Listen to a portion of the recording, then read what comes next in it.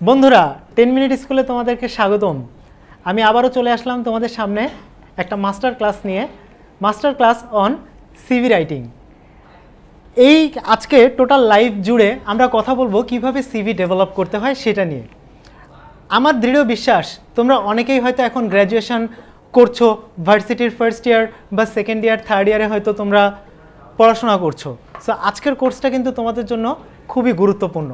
তো বন্ধুরা, তোমরা এখনই আমাকে এই পোস্টের নিচে, এই লাইভের নিচে কমেন্টস করে জানিয়ে দাও যে তোমরা আসলে কে কে কোন কোন জায়গা থেকে এই কোর্সটাতে জয়েন করেছো, এবং কোর্সটা তোমার সব ফ্রেন্ডদের মাঝে শেয়ার করে জানিয়ে দাও। কারণ এই কোর্সটা কিন্তু খুব important. CV writing is very important, কারণ অন্যকে ইমপ্রেস করতে হলে নিজেকে এক্সপ্রেস করতে পারতে হবে। আর নিজেকে এক্সপ্রেস করার জন্য সবচেয়ে বেশি জরুরি যে জিনিসটা আমাদের প্রয়োজন সেটা হচ্ছে একটা ভালো সিভি অথবা একটা ভালো রিজুমি। তুমি নিজে জীবনেও সে সমস্ত জায়গায় পৌঁছাতে পারবে না যেখানে কিনা তোমার একটা রিজুমি যাবে। সো তোমার রিজুমিটি যদি হয় আই ক্যাচি, তোমার রিজুমিটি যদি হয় সুন্দর সাবলীল, তাহলে রিজুমিটি কিন্তু পারে তোমাকে তোমার কাঙ্ক্ষিত জবে বা তোমাকে তোমার কাঙ্ক্ষিত লক্ষ্যে পৌঁছে দিতে। কাজেই তোমরা এই ভিডিওটি তোমার বন্ধুদের মাঝে শেয়ার করে দাও। তোমাদের যদি ইউনিভার্সিটিতে কোনো গ্রুপ থাকে, তোমাদের যদি কোনো মেসেঞ্জারে গ্রুপ থাকে, গ্রুপে শেয়ার করে দাও।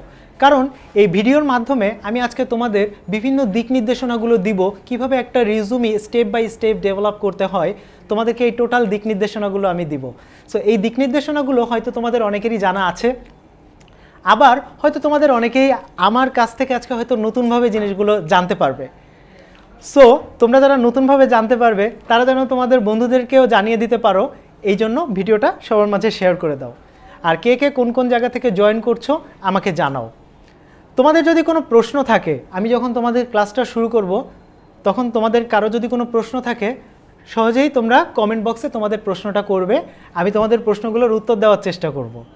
সো বন্ধুরা, আমরা আস্তে আস্তে ক্লাসে শুরুর দিকে আমরা আস্তে আস্তে ক্লাসটা নিয়ে এগোতে থাকি। হ্যাঁ, সো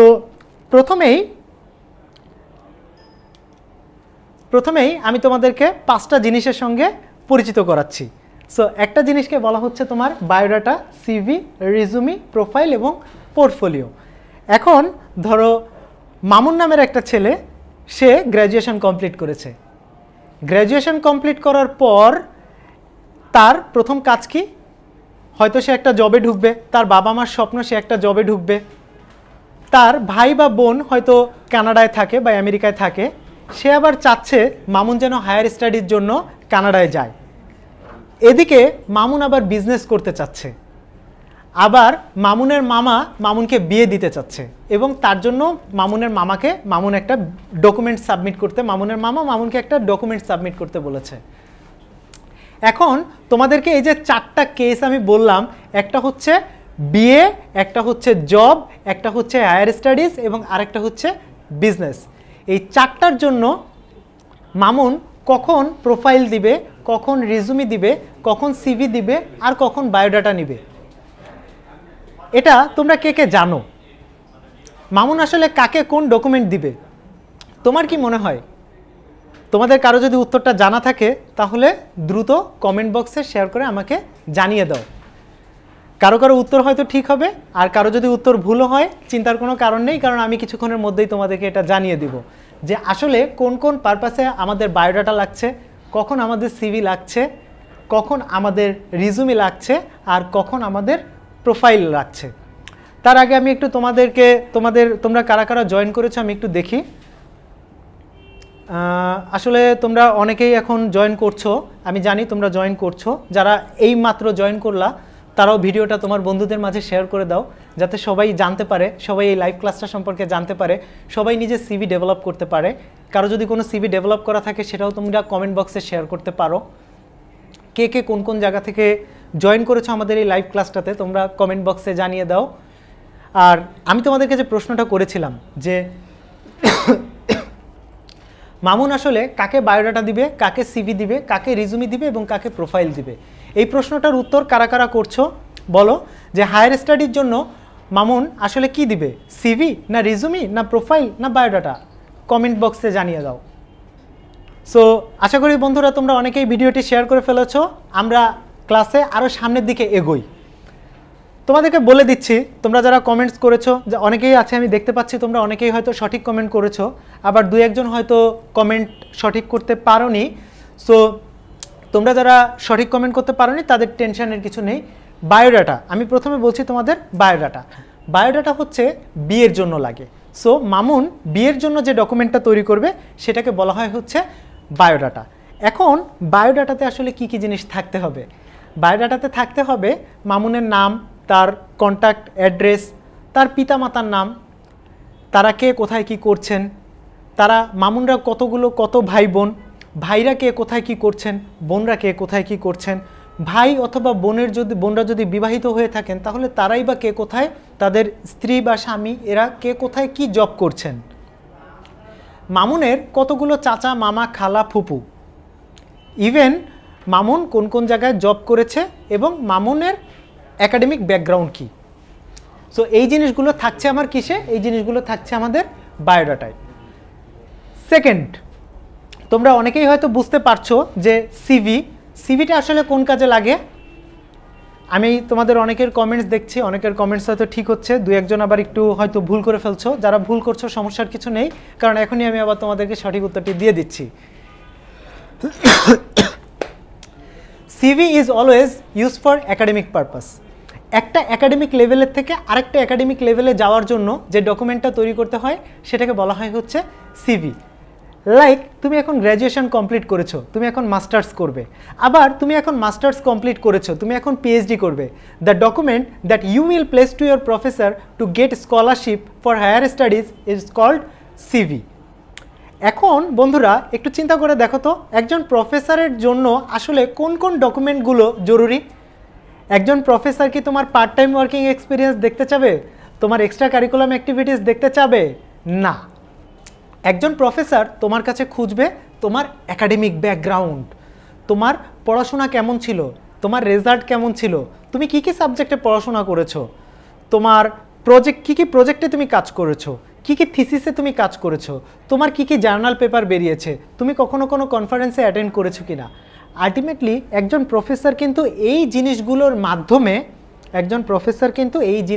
মাধ্যমেই একজনকে জাজ করে এবং তাকে এই প্রফেসর ওইটার মাধ্যমেই সিদ্ধান্ত নেয় যে তাকে আদৌ স্কলারশিপ দেবে নাকি দেবে না। 3 নম্বরে আমাদের রয়েছে রিজুমি। সো রিজুমিটা আমাদের আসলে কি কাজে লাগে? রিজুমি আমাদের লাগে হচ্ছে যখন আমরা কোনো জায়গায় একটা জবের জন্য আবেদন করি তখন আমাদের আসলে রিজুমি লাগে। আর জবের জন্য যখন তুমি আবেদন করবে তখন তুমি একটু চিন্তা করে দেখো তুমি কি কি প্রজেক্টে কাজ করেছো, কি কি থিসিসে কাজ করেছো, কোন কোন জায়গায় তোমার জার্নাল পেপার বেরিয়েছে, তুমি কোনো কনফারেন্সে অ্যাটেন্ড করেছো কিনা, এগুলো কি আদৌ তোমার রিজুমিতে প্রয়োজন? এই জিনিসগুলো কিন্তু আদৌ তোমার রিজুমিতে প্রয়োজন না। সো রিজুমিতে আসলে তাহলে তোমার কি কি জিনিস প্রয়োজন? রিজুমিতে প্রয়োজন হচ্ছে তোমার কোনো পার্ট টাইম ওয়ার্কিং এক্সপিরিয়েন্স আছে কিনা, তোমার কোনো ভলান্টিয়ার ওয়ার্কিং এক্সপিরিয়েন্স আছে কিনা, তোমার কোনো এক্সট্রা কারিকুলাম অ্যাক্টিভিটিস আছে কিনা, তোমার কোনো কো কারিকুলাম অ্যাক্টিভিটিস আছে কিনা, তোমার কোনো সিএসআর অ্যাক্টিভিটিস আছে কিনা, তুমি কি কি প্রশিক্ষণে অংশগ্রহণ করেছো, এই জিনিসগুলো প্রয়োজন হচ্ছে আমরা যখন একটা রিজুমি ডেভেলপ করব তখন। একটা রিজুমি আমাদের সবাইকে বলা হয় যে ফ্রেশ গ্র্যাজুয়েট যারা তাদের কাছে রিক্রুটাররা বলে যে তুমি চাকরি করতে আসছো, তোমার তো একটা চাকরির এক্সপিরিয়েন্স নাই। তো এখন অনেকেই প্রশ্ন করে যে আমি তো ভাইয়া এখনও গ্র্যাজুয়েশন কমপ্লিট করিনি, জব করিনি, তাহলে আমি চাকরির এক্সপিরিয়েন্স কোথায় পাবো? চাকরির এক্সপিরিয়েন্স কিন্তু ভাইয়া পাওয়া যায়। তোমাকে নিজেকে extra curriculum activities, part time experience, volunteer experience, এই যে জিনিসগুলো এগুলো তোমাকে আরও বাড়াতে হবে। লাস্ট যেটা হচ্ছে প্রোফাইল। প্রোফাইল কি? ধরো মামুন একটা বিজনেস করবে, তাহলে মামুনের বিজনেস করার জন্য মামুন ধরো একটা ট্যুরিজম কোম্পানির বিজনেস করবে, তাহলে মামুনের কোম্পানির নাম হচ্ছে স্বপ্নযাত্রা ট্রাভেল গ্রুপ। এখন এই স্বপ্নযাত্রা ট্রাভেল গ্রুপের ধরো এই স্বপ্নযাত্রা ট্রাভেল গ্রুপ কোন কোন জায়গায় ট্যুর অপারেট করে, ধরো তারা দার্জিলিংয়ে ট্যুর অপারেট করে, ধরো তারা সাজেকে ট্যুর অপারেট করে, তাহলে স্বপ্নযাত্রার যখন একটা প্রোফাইল তৈরি হবে তখন কি থাকবে? তখন সেখানে থাকবে সাজেক ট্যুর, তারা কি কি, সাজেক ট্যুরের আইটিনারিটা কি, দার্জিলিং ট্যুরের আইটিনারিটা কি, মেঘালয় ট্যুরের আইটিনারিটা কি, এবং স্বপ্নযাত্রার সঙ্গে ট্যুর করে যারা যে সমস্ত ক্লায়েন্ট স্যাটিসফাইড তাদেরই বা স্বপ্নযাত্রা সম্পর্কে ফিডব্যাক কী। জিনিসটা থাকবে কখন, যখন মামুন স্বপ্নযাত্রা ট্রাভেল গ্রুপের প্রোফাইল করবে। এখন ধরো ডে বাই ডে মামুনের বিজনেস অনেক ডেভেলপ করতে লাগলো। মামুনের স্বপ্নযাত্রা ট্রাভেল গ্রুপের পাশাপাশি এখন মামুন আরও দুটো নতুন বিজনেস শুরু করলো। মামুন এখন ল্যাপটপের বিজনেস শুরু করলো, মামুন এখন মোবাইলের বিজনেস শুরু করলো। তাহলে মামুনের কোম্পানি হচ্ছে তিনটা কোম্পানির আলাদা তিনটা প্রোফাইল থাকবে, আর তিনটা কোম্পানির প্রোফাইল মিলে একসঙ্গে হয় হচ্ছে ওই গ্রুপ অফ ইন্ডাস্ট্রিজের পোর্টফোলিও। বন্ধুরা, আমি আশা করি তোমাদের এতদিন পর্যন্ত যাদের যে জায়গায় যে কনফিউশনই থাকুক না কেন, হয়তো সেই কনফিউশনগুলো অনেকেরই এখন রিমুভ হয়ে গিয়েছে, অনেকের কনফিউশনগুলো হয়তো কেটে গিয়েছে। তোমাদের অনেকেই হয়তো এখন বুঝতে পারছো বায়োডাটা, সিভি, রিজুমি, প্রোফাইল এবং পোর্টফোলিও পাঁচটা সম্পূর্ণ ভিন্ন জিনিস, এবং পাঁচটার মধ্যে একটার সঙ্গে আরেকটার কন্টেন্টে কোনো ধরনের কোনো মিল নাই, ইটস টোটালি ডিফারেন্ট। তো বন্ধুরা, তোমরা এতদিন পর্যন্ত যারা যে জায়গাতে যাদের যেখানে ভুল ধারণা ছিল, আশা করি তোমাদের ভুল ধারণাটা কেটে গিয়েছে। আর ভুল ধারণাটা শুধু তোমার একার কেটে গেলেই হবে না, এটা কিন্তু তোমাকে সকলে মিলে তোমাদেরকে শুদ্ধ নিয়মটা চর্চা করতে হবে। তাই তোমরা এই মুহূর্তে যারা জয়েন করলা এই লাইভ ক্লাসে, তাদের সবার প্রতি আবারও আমার রিকোয়েস্ট যে তোমরা এই ভিডিওটাকে শেয়ার করে তোমার ফ্রেন্ডের মাঝে ছড়িয়ে দাও। তোমাদের ইউনিভার্সিটির অথবা তোমাদের কোনো গ্রুপ থাকলে সেই গ্রুপে তোমরা তোমাদের এই ভিডিওটিকে শেয়ার করতে পারো। এরপর আমাদের সবার একটা ধারণা থাকে ফরম্যাট নিয়ে, ভাইয়া আমাকে একটা ফরম্যাট দেন না। সো ফরম্যাটের ব্যাপারটা অনেকটা এরকম, আমরা অনেকেই ফরম্যাট চাই। এখন চিন্তা করেন, আমি কর্পোরেট আজকে জব করছি, অথবা আমি ব্রিটিশ আমেরিকান টোবাকোতে জব করছি, অথবা আমি রবিতে জব করছি। সো আপনি কি ভাইয়া, আমি যদি রবিতে জব করি এবং আমার কাছ থেকে যদি আপনি আমার রিজুমিটা নেন এবং সেই রিজুমিতে যদি আপনি আপনার নাম ঠিকানা বদলে বসিয়ে দেন, তাহলে কি আদৌ আপনার রবিতে কখনো জব হওয়ার নিশ্চয়তা থাকবে? থাকবে না। আপনি যদি আমি ইউনিলিভারে জব করি, আমার ইউনিলিভারের সিভি যদি আপনি নিয়ে যান এবং সেখানে যদি আপনি আপনার নাম ঠিকানা চেঞ্জ করে বসিয়ে দেন, তাহলে কি আপনার ইউনিলিভারে জব হবে? নিশ্চয়ই না। কাজেই শুধুমাত্র একজনের কাছ থেকে ফরম্যাট নিলেই যে আপনার রিজুমি তার মতো হয়ে যাবে বা আপনি ওই কোম্পানিতেই জব পাবেন, ব্যাপারটা তা না। একটা রিজুমি তৈরির ক্ষেত্রে ফরম্যাটের গুরুত্ব আসলে খুবই কম। গুরুত্ব হচ্ছে একটা রিজুমির কন্টেন্টে, কার রিজুমির কন্টেন্ট কত রিচ, কে কত বেশি কাজ করেছে, এটার মাধ্যমেই আসলে বোঝা যায় যে কার রিজুমিটা অ্যাকসেপ্টেড হবে, কে বেশি পরিমাণ ইন্টারভিউ কল পাবে। একটা কথা মনে রাখা খুব জরুরি যে আপনি অর্ডিনারি নাকি এক্সট্রা অর্ডিনারি, সেটা বোঝা যাবে আপনি আসলে কতটুকু এক্সট্রা এফোর্ট দিচ্ছেন সেটার থেকে, আপনার আসলে কতটুকু এক্সট্রা আছে সেটার থেকে। আপনাদের সঙ্গে আমি এখন কয়েকটা রিজুমি শেয়ার করছি। অনেকে আবার আছে আমরা ইনফোগ্রাফিক রিজুমি তৈরি করি, বাট একটু বলে রাখা ভালো যে আসলে আমাদের দেশের প্রেক্ষাপটে এখনও ইনফোগ্রাফিক রিজুমিটা অ্যাকসেপ্টেড না। ইনফোগ্রাফিক রিজুমিটা আবার কি জিনিস? ইনফোগ্রাফিক রিজুমিগুলো অনেকটা দেখতে এরকম হয়। সরি। সো এখানে আপনি দেখছেন আমার একটা রিজুমি আপনি দেখতে পাচ্ছেন। সো আমার রিজুমির মধ্যে আমি বিভিন্ন দেশের ফ্ল্যাগ ইউজ করেছি, কালার ইউজ করেছি, বিভিন্ন চার্ট ইউজ করেছি, একটা আমার ভিশনটাকে আমি এক্সপ্রেস করেছি একটা প্রেজেন্টেশনের মাধ্যমে, আমার স্কিলগুলোকে আমি দিয়েছি, আমার অ্যাওয়ার্ডগুলোকে আমি দিয়েছি, এবং এটা একটু কালারফুল ওয়েতে এক পেজে করা। এই ধরনের রিজুমিগুলোকে বলা হয় ইনফোগ্রাফিক রিজুমি। তোমরা অনেকে দেখেছো হয়তো 10 মিনিট স্কুলে সাদমান সাদিকের একটা ভিডিও আছে যেখানে দেখানো হয়েছে যে কিভাবে পাওয়ার পয়েন্টে ঝটপট একটা ইনফোগ্রাফিক রিজুমি তৈরি করা যায়। বন্ধুরা, আমরা ওই ভিডিওটা তোমাদের এখনই আমরা লিঙ্কে শেয়ার করে দিচ্ছি, কমেন্টে শেয়ার করে দিচ্ছি। সো হয়তো তোমরা জানতে পারবে যে কিভাবে ইনফোগ্রাফিক রিজুমি করা হয়। সো আমার রিজুমির পাশাপাশি আমি তোমাদের সঙ্গে আরও কিছু রিজুমি শেয়ার করছি। দেখো, এটা হচ্ছে মারিসা মায়ের রিজুমি। উনি হচ্ছেন তোমার ইয়াহুর সিইও। ওনার রিজুমিটাও বেশ কালারফুল একটা রিজুমি, এবং এখানে দেওয়া আছে a day of my life. তার মানে হচ্ছে উনি সারাদিন কি কি কাজ করেন এটার একটা বর্ণনা উনি এখানে দিয়েছেন। ওনার অ্যাচিভমেন্টগুলো কী কী, উনি কী কী কারণে খুব বেশি গর্ববোধ করেন, ওনার ল্যাঙ্গুয়েজ স্কিল এবং ওনার স্ট্রেংথগুলো এখানে দেওয়া আছে। এলন মাস্কের রিজুমি, এলন মাস্ক উনি টেসলার সিইও ছিলেন, উনি এখন সোলার সিটির চেয়ারম্যান। সো এলন মাস্কের সিভিরও আপনারা এলন মাস্কের সিভি দেখতে পাচ্ছেন এবং দেখুন এখানে ওনার স্কিলগুলো একটা নির্দিষ্ট স্কেলের মাঝে ওনার স্কিলগুলোকে ওনার এখানে দেওয়া রয়েছে। সো আমরাও না অনেকে আমাদের ইনফোগ্রাফিক রিজুমি তৈরি করি এবং এই একইভাবে আমরা আমাদের রিজুমি তৈরি করতে চেষ্টা করি, কিন্তু আপনি একটু চিন্তা করে দেখেন শুধুমাত্র এই ধরনের একটা রিজুমির উপরে আপনি যদি আপনার নাম ঠিকানা বা আপনার কিছু personal information cut copy paste করে যদি বসিয়ে দেন তাহলেই কিন্তু আসলে আপনার রিজুমি হবে না।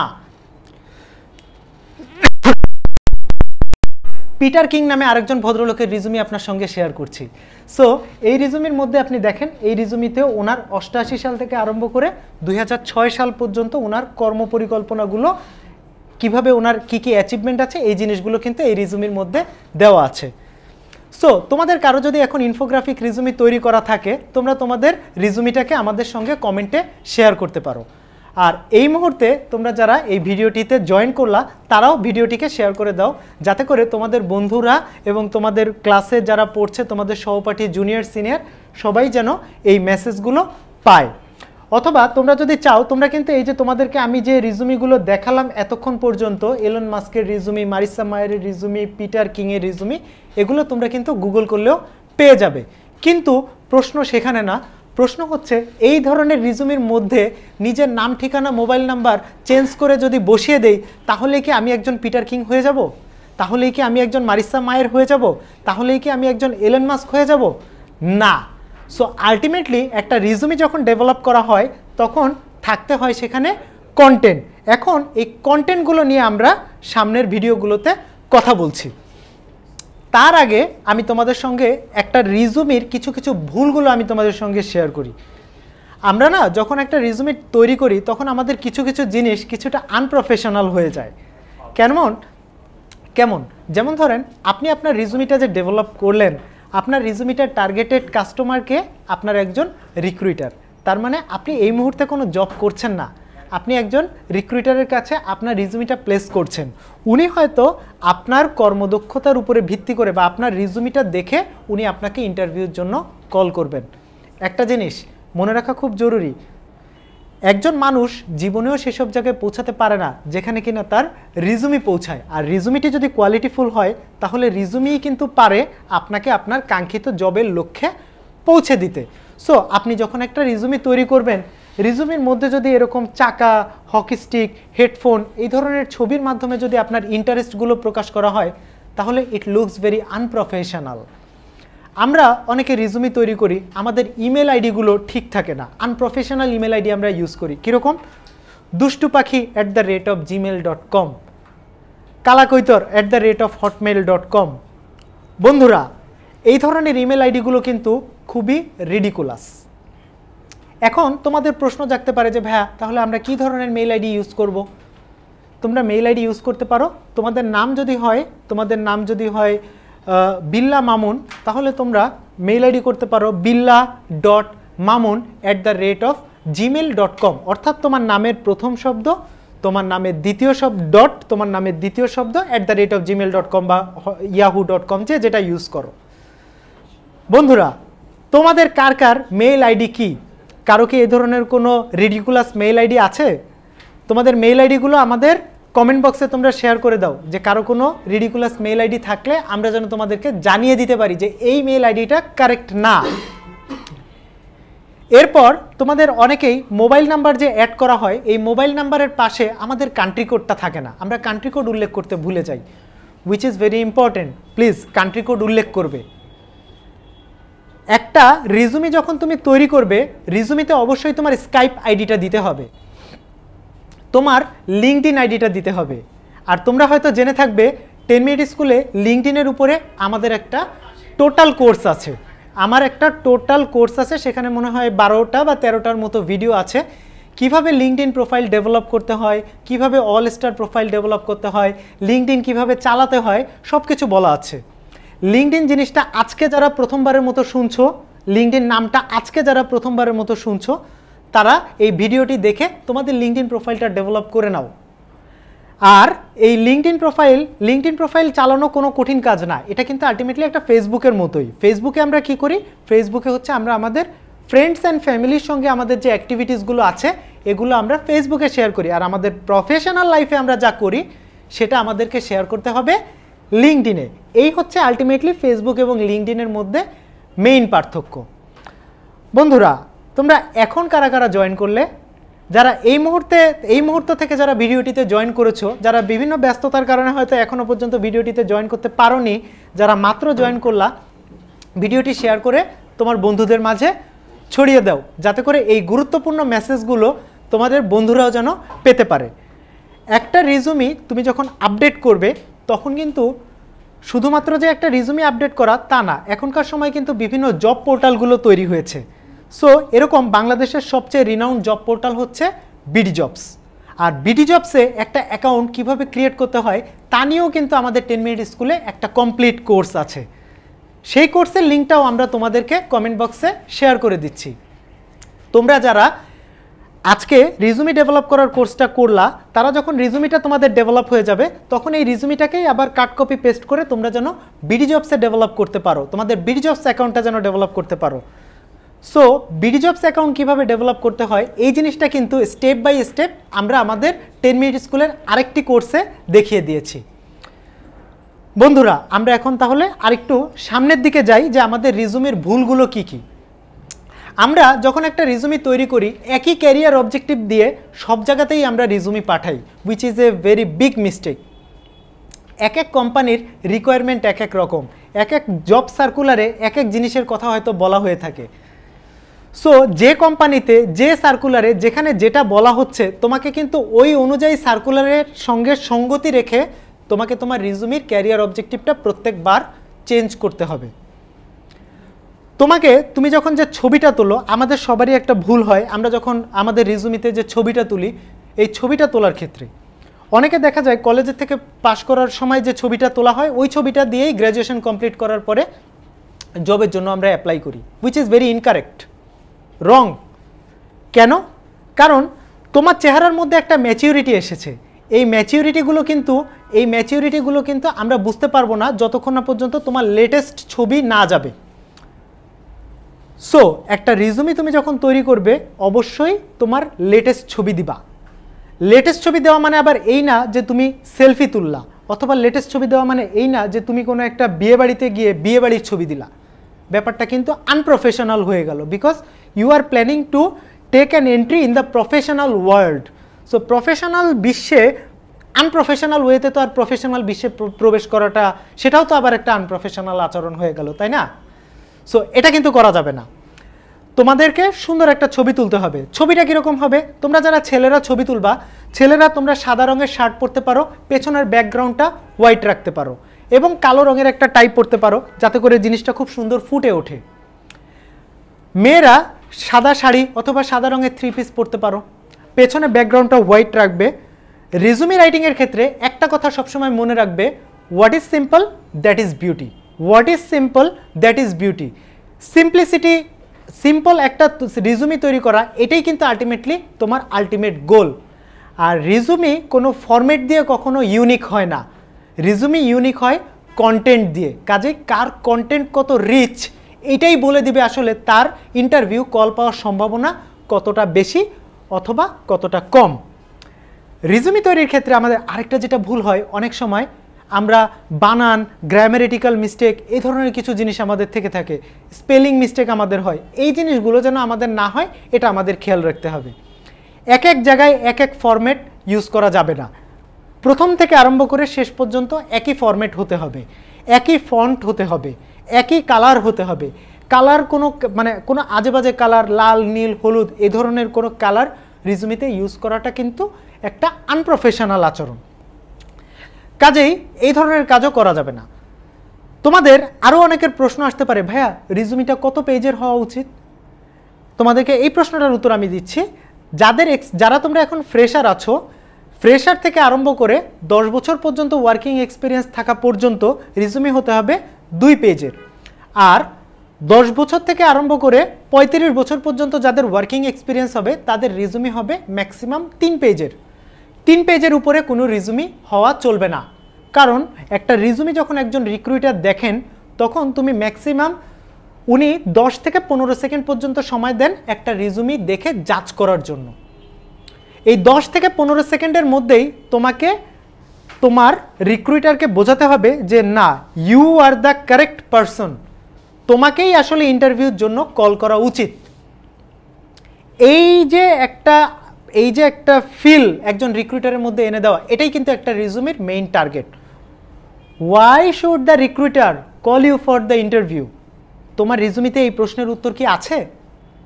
যদি না থাকে তাহলে এই প্রশ্নের উত্তর পাওয়াটাই কিন্তু আলটিমেটলি আমাদের মেইন গোল।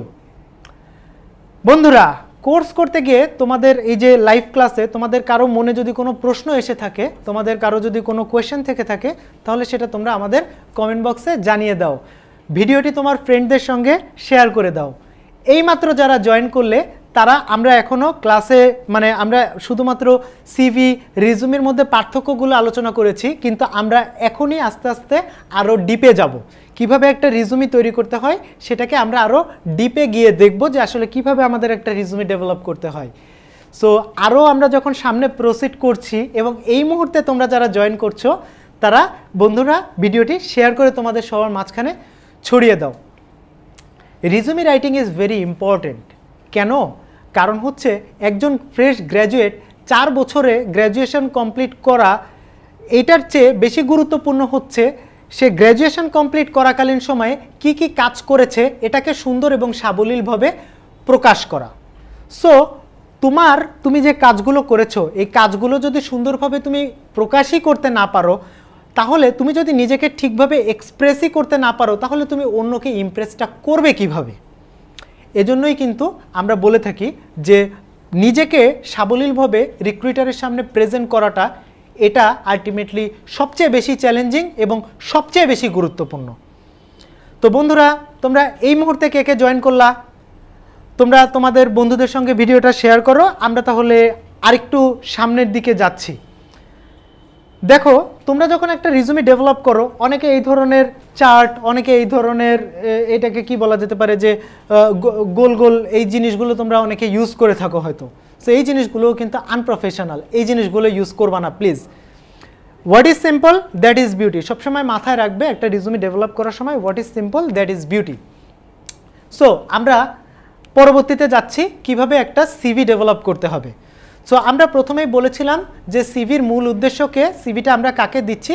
সিভিটা আমরা মেইনলি দিচ্ছি একজন ইউনিভার্সিটির প্রফেসরকে, যার কাছে তুমি স্কলারশিপের জন্য আবেদন করবা।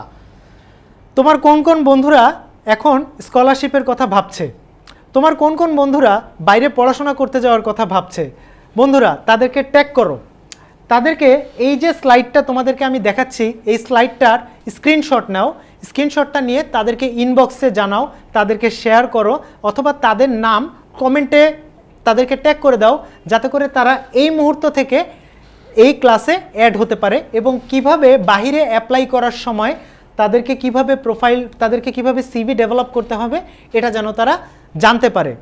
সো তোমরা দেখতেই পাচ্ছ এখানে 21টা জিনিসের কথা বলা আছে। দেখো, একটা সিভি কিভাবে ডেভেলপ করতে হয়, আমরা আছি একটা সিভি কিভাবে ডেভেলপ করতে হয় সেখানে। সো সিভিতে কি দেখতে পাচ্ছ বন্ধুরা? দেখছো তোমাদের নাম, address, email ID, Skype ID, LinkedIn ID, objective, কি proficiencies, personal information, professional qualification, academic qualification, award, majors. দেখো, এই জায়গাতে এসে কিন্তু ডিফারেন্সটা ক্রিয়েট হলো। সিভির মূল পারপাসটা কি? সিভির মূল পারপাসটা হচ্ছে তুমি একজন প্রফেসরকে পাঠাবে কিসের জন্য? টু গেট স্কলারশিপ অথবা to get scope for higher education. তার জন্য তোমার কি লাগবে? ভালো প্রফেশনাল কোয়ালিফিকেশান লাগবে। তার জন্য তোমার কি লাগবে? সুন্দর একটা একাডেমিক কোয়ালিফিকেশান লাগবে, ভালো একটা রেজাল্ট লাগবে, তোমার একাডেমিক লাইফে কিছু অ্যাওয়ার্ড লাগবে, তুমি কি কি সাবজেক্টে পড়েছো এটা প্রয়োজন, তুমি কি কি থিসিসে কাজ করেছো সেটা প্রয়োজন, তুমি কি কি প্রজেক্টে কাজ করেছো সেটা প্রয়োজন, তুমি কি কি জার্নাল বা পাবলিকেশন তোমার আছে সেটা প্রয়োজন, তুমি কি কি কনফারেন্সে অ্যাটেন্ড করেছো সেটা প্রয়োজন, তোমার computer skill, software skill, training, language skill and reference. These are the things that you need to make a CV. এটার বন্ধুরা তোমরা একটা স্ক্রিনশট রেখে দিতে পারো। আসলে ফরম্যাটের কোনো কারিশমা নেই, কারিশমা হচ্ছে এটাই। সিভি রাইটিংয়েও কোনো কারিশমা নেই, কারিশমা কিন্তু মেইনলি এটাতেই। এখন তোমরা বলতে পারো, তোমরা চিন্তা করতে পারো যে ভাইয়া এখানে আপনি কিছু জিনিসে কালো কালি দিয়ে স্লাইডটা বানিয়েছেন আর কিছু জিনিস লাল কালি দিয়ে স্লাইডটা বানিয়েছেন কেন? দেখো ভাইয়া, তোমরা যারা তোমরা যারা ভিডিওটি দেখছো তাদের প্রতি বলছি, তোমরা যারা ভিডিওটি দেখছো দেখো 1 2 3 4 5 6 7 8 9 10 11 তোমাদের এই 11টা জিনিস রেড মার্ক করা, কারণ যখনই তুমি বাইরে অ্যাপ্লাই করতে যাবা এই 11টা জিনিস হচ্ছে মাস্ট। তোমরা যারা বাইরে অ্যাপ্লাই করছো, যারা হায়ার স্টাডির জন্য যেতে চাচ্ছ, তারা এই 11র মধ্যে কত পাও? দেখো, তোমারও নাম আছে, আমারও নাম আছে, তোমারও অ্যাড্রেস আছে, আমারও অ্যাড্রেস আছে, তোমারও লিঙ্কডইন আইডি আছে, আমারও লিঙ্কডইন আইডি আছে, তোমারও personal information, date of birth, passport number এগুলো আছে, আমারও কিন্তু সেগুলো আছে। সো তোমার আর আমার মধ্যে পার্থক্যটা কোথায়? এখন আমি যদি তোমার মতো বাইরে অ্যাপ্লাই করতে যাই, তাহলে প্রফেসর আমাকে না নিয়ে তোমাকে নিবে কেন? বা 5 জন যদি বাইরে অ্যাপ্লাই করতে চায়, তাহলে 5 জনের মধ্যে বাকি 4 জনকে না নিয়ে তোমাকে নিবে কেন? চিন্তা করো, 1 2 3 4 5 6 7 8 9 10 11, এই 11র মধ্যে বন্ধুরা তোমাদের কার কত স্কোর হলো কমেন্ট বক্সে জানিয়ে দাও। 11তে কার স্কোর কত? কারো স্কোর নিশ্চয়ই খুব ভালো, 10 বা 11। কারো স্কোর যদি ভালো হয়, 10 বা 11 হয়, তাহলে তো মাশাল্লাহ, সেটা খুবই ভালো। তবে কারো স্কোর যদি একটু কম হয়ে থাকে, 2 3 বা 4 5 এরকম যদি কারো স্কোর হয়ে থাকে, মন খারাপের কিছু নেই। কারণ তুমি যদি তোমার ভুলটা আজকে থেকে ধরতে পারো এবং সেই অনুযায়ী তুমি যদি এটাকে সংশোধন করতে পারো, তাহলে কিন্তু আলটিমেটলি কোনো ভুলই ভুল না। তোমরা এই 11টা জিনিস, যে 11টা জিনিসে রেড মার্ক করে দিয়েছি, এই 11টার মধ্যে আসলে এই 11তে 11 পাওয়াটাই কিন্তু বাইরের একজন প্রফেসরকে ঘায়েল করার, একজন প্রফেসরকে পটানোর মূল মন্ত্র কিন্তু আলটিমেটলি এই 11টা, এই 11তে 11 পাওয়া। So ultimately this is the secret of CV. এখানে আর কোনো কিছু নাই ভাই। তুমি যদি কোনো প্রজেক্টে কাজ না করে থাকো, তাহলে তুমি অটোমেটিক্যালি 11তে 10 পাচ্ছ। তুমি যদি কোনো থিসিসে কাজ করে না থাকো, তুমি 11তে 9 পাবা। এখানে কোনো ফরম্যাট এসে কাউকে এখানে কোনো ফরম্যাট এসে আমাদেরকে সেভ করতে পারবে না। It is all about content. তোমার যদি কন্টেন্ট থাকে তুমি ভালো করবে, তোমার যদি কন্টেন্ট না থাকে তাহলে আসলে কেউ এখানে আমাদেরকে সেভ করার নেই। বাইরে তোমার যে সমস্ত ফ্রেন্ডরা এখন বাইরে অ্যাপ্লাই করার কথা চিন্তা করছে, তাদেরকে তোমরা এটা শেয়ার করে দাও, এটা স্ক্রিনশট তাদেরকে পাঠাও। একটা কথা তোমাদেরকে বলে রাখি, যারা বাইরে অ্যাপ্লাই করে তাদের এই সিভির সঙ্গে আরেকটা জিনিস লাগে, সেটাকে বলা হয় এসওপি। এসওপি মানে কিন্তু স্ট্যান্ডার্ড অপারেটিং প্রসিডিওর না, এসওপি মানে হচ্ছে statement of purpose. Statement of purpose মানে কি? তুমি বাহিরে কি মেকানিক্যাল ইঞ্জিনিয়ারিংয়ের জন্য পড়াশোনা করতে যেতে চাও, না ইলেকট্রিক্যাল ইঞ্জিনিয়ারিংয়ে মাস্টার্স করতে চাও, নাকি মেকাট্রনিক্সের উপরে পড়তে চাও, নাকি সাপ্লাই চেইনের উপরে পড়তে চাও, এবং কেন পড়তে চাও? What is your target? Why do you want to take that degree? এবং ওই দেশেই বা কেন পড়তে চাও, ওই ইউনিভার্সিটিতে কেন পড়তে চাও? এই প্রশ্নগুলোর উত্তর তোমার থাকে হচ্ছে একটা সিভিতে, একটা এসওপিতে। সো যখনই তুমি কোনো একজন প্রফেসরের কাছে তোমার একটা সিভি পাঠাবে, সিভির সঙ্গে সঙ্গে তোমাকে একটা এসওপিও পাঠাতে হবে। বন্ধুরা, ভিডিওর এই পর্যায়ে এসে আমরা পরবর্তী একটা স্টেজে চলে যাব। সো তোমরা এই মুহূর্তে যারা জয়েন করলা, তারা এখনই এটাকে শেয়ার করো। আর তোমাদের মধ্যে থেকে এখন অলরেডি এটা অনেকেই এটা দেখছো, আমি এটা দেখলাম যে তোমরা এখন অনেকেই দেখছো। যারা দেখছো তারা এটাকে আরও শেয়ার করো। এবং আমরা এখন সবচেয়ে ইম্পর্টেন্ট আরেকটা পোর্শনে চলে যাচ্ছি, যেটা হচ্ছে জব পোর্শনটায় যাওয়ার আগে আমরা কিন্তু আগেই বলেছি যে তোমরা যখন জবের জন্য অ্যাপ্লাই করবে, তখন কিন্তু তোমাদের সিভি লাগবে না, তখন তোমাদের লাগবে হচ্ছে রিজুমি। সো একটা রিজিউম যখন তোমরা তৈরি করবে, রিজুমি তৈরি করার জন্য তোমাদের কি কি জিনিস থাকা দরকার, আমি তোমাদেরকে সেই টেমপ্লেটটা কিন্তু তোমাদের সামনে বের করে দিয়েছি। বন্ধুরা, তোমরা দেখতে পাচ্ছ একটা রিজুমি তৈরি করার জন্য আলটিমেটলি আমাদের এই 21টা জিনিস থাকতে হবে। এই মুহূর্তে তোমরা যারা ভিডিওটিতে জয়েন করলা, তারা ভিডিওটি তোমার বন্ধুদের মাঝে শেয়ার করে দাও, যাতে করে তোমার যে সমস্ত ফ্রেন্ডরা এখন জব খুঁজছে তারা যেন তাদের রিজুমি তৈরি করতে পারে। যে সমস্ত ফ্রেন্ডরা এখন কিভাবে রিজুমি বানাতে হবে, কিভাবে রিজুমি তৈরি করব, আর আমার রিজুমিতে এটা লিখবো কিভাবে, ওইটা লিখবো কিভাবে, এই রিলেটেড যাদের মাথায় বিভিন্ন ধরনের প্রশ্ন নিত্যদিনই ঘুরপাক খাচ্ছে, তারা ওই ফ্রেন্ডদেরকে কমেন্টে ট্যাগ করে দাও, যাতে করে তোমার ওই ফ্রেন্ডরা এই ভিডিওতে এসে এই পোর্শনটাতে যুক্ত হতে পারে। আমরা সামনে আলোচনা করব কিভাবে একজন ফ্রেশ গ্র্যাজুয়েটের একটা রিজুমি তৈরি করতে হয়। দেখো বন্ধুরা, তোমাদেরকে এখানেও 21টা জিনিস আমি তোমাদের জন্য তৈরি করে এনেছি। This is the main secret, this is the main template. এখানে কোনো কারিশমা নেই, সিভি রাইটিংয়ে কোনো কারিশমা নেই, সিভি রাইটারেরও তেমন কোনো কারিশমা নেই যদি না তোমার এই যাবতীয় কন্টেন্ট না থাকে। So content is the most important fact. তোমার যদি কন্টেন্ট না থাকে তাহলে তুমি যে ফরম্যাটেই তুমি খোঁজো না কেন, আলটিমেটলি কোনো ফরম্যাটেই তোমার রিজুমি ইউনিক হবে না। দেখো বন্ধুরা, আমি তোমাদের সঙ্গে আবার এই জিনিসগুলো শেয়ার করছি। So career objective, professional qualification, academic, ওই আগের বারের মতোই, বাট 21টা জিনিস। তোমরা এটাকে একটা স্ক্রিনশট তোমরা রেখে দিতে পারো, অথবা ভিডিওটি তোমাদের সঙ্গে থেকেই যাবে, তোমরা এটার স্ক্রিনশট রাখতে পারো, বন্ধুদের সঙ্গে শেয়ার করতে পারো, বন্ধুদেরকে ট্যাগ করতে পারো, তোমরা এটা রেখে দিতে পারো। তো তোমাদেরকে যেটা বলছি যে এখানেও ওই আগের বারের মতো কিছু জিনিস লাল এবং কিছু জিনিস কালো। দেখো ভাইয়ারা, কালো জিনিসটা কি মানে কি, যে নাম, address, email ID, Skype ID, LinkedIn ID, ভাইয়া এগুলো তো তোমারও আছে আমারও আছে। সো তোমার আর আমার মধ্যে পার্থক্যটা কোথায়?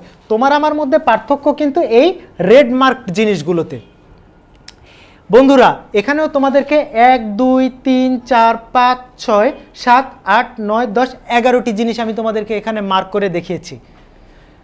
তোমরা বন্ধুরা এই মুহূর্তে যারা এই ভিডিওটিতে জয়েন করলা, যারা ভিডিওটি এখন দেখছো, জানাও তোমরা যারা জবের জন্য অ্যাপ্লাই করতে চাও তাদের কার কার ক্যারিয়ার অবজেক্টিভ ঠিক আছে, কার কার প্রফেশনাল কোয়ালিফিকেশান আছে, একাডেমিক কোয়ালিফিকেশান আছে, internship experience, part time working experience, volunteer working experience, extra curriculum activities, co curriculum activities, training, CSR activities এবং মেম্বারশিপ। এই 11টা জিনিস কার কার আছে?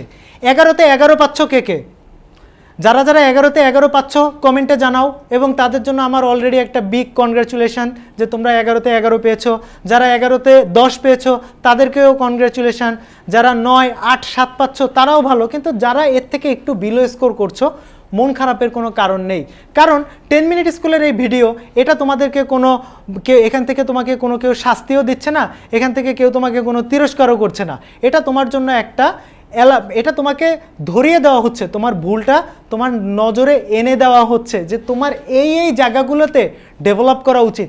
তুমি যদি আজকে এই ভিডিও দেখে তুমি যদি মনে করো যে আমার তো ইন্টার্নশিপ এক্সপিরিয়েন্স নাই, so you should go for attaining a internship experience. তুমি যদি আজকে এখান থেকে ভিডিওটা দেখে তুমি যদি দেখো যে আমার তো ট্রেনিং নাই, তাহলে you should go for some training. এটা তোমার একটা অ্যাওয়ারনেস বিল্ড করার প্রোগ্রাম। তোমার কোন জায়গায় ভাই, তোমার কোন জায়গায় দুর্বলতা আছে, তোমার যে জায়গায় দুর্বলতা আছে দুর্বলতাগুলোকে কাটিয়ে তোলো। গ্র্যাজুয়েশন কমপ্লিট করার আগে দুর্বলতাগুলোকে কাটিয়ে তোলো। একটা বছরে আমরা 52টা উইকেন্ড পাই, 52 উইকেন্ডে প্রত্যেক উইকেন্ডে কিন্তু 2 দিন করে ছুটি, 104 দিন ছুটি পাই আমরা বছরে। এই 104 দিনের ছুটি কিন্তু ঈদের ছুটি, রোজার ছুটি বা বিভিন্ন ফেস্টিভ্যালের ছুটি ছাড়াও কিন্তু আমরা 104 দিন ছুটি পাই। সেই হিসেবে 4 বছরে আমরা প্রায় 450 দিন ছুটি পাই।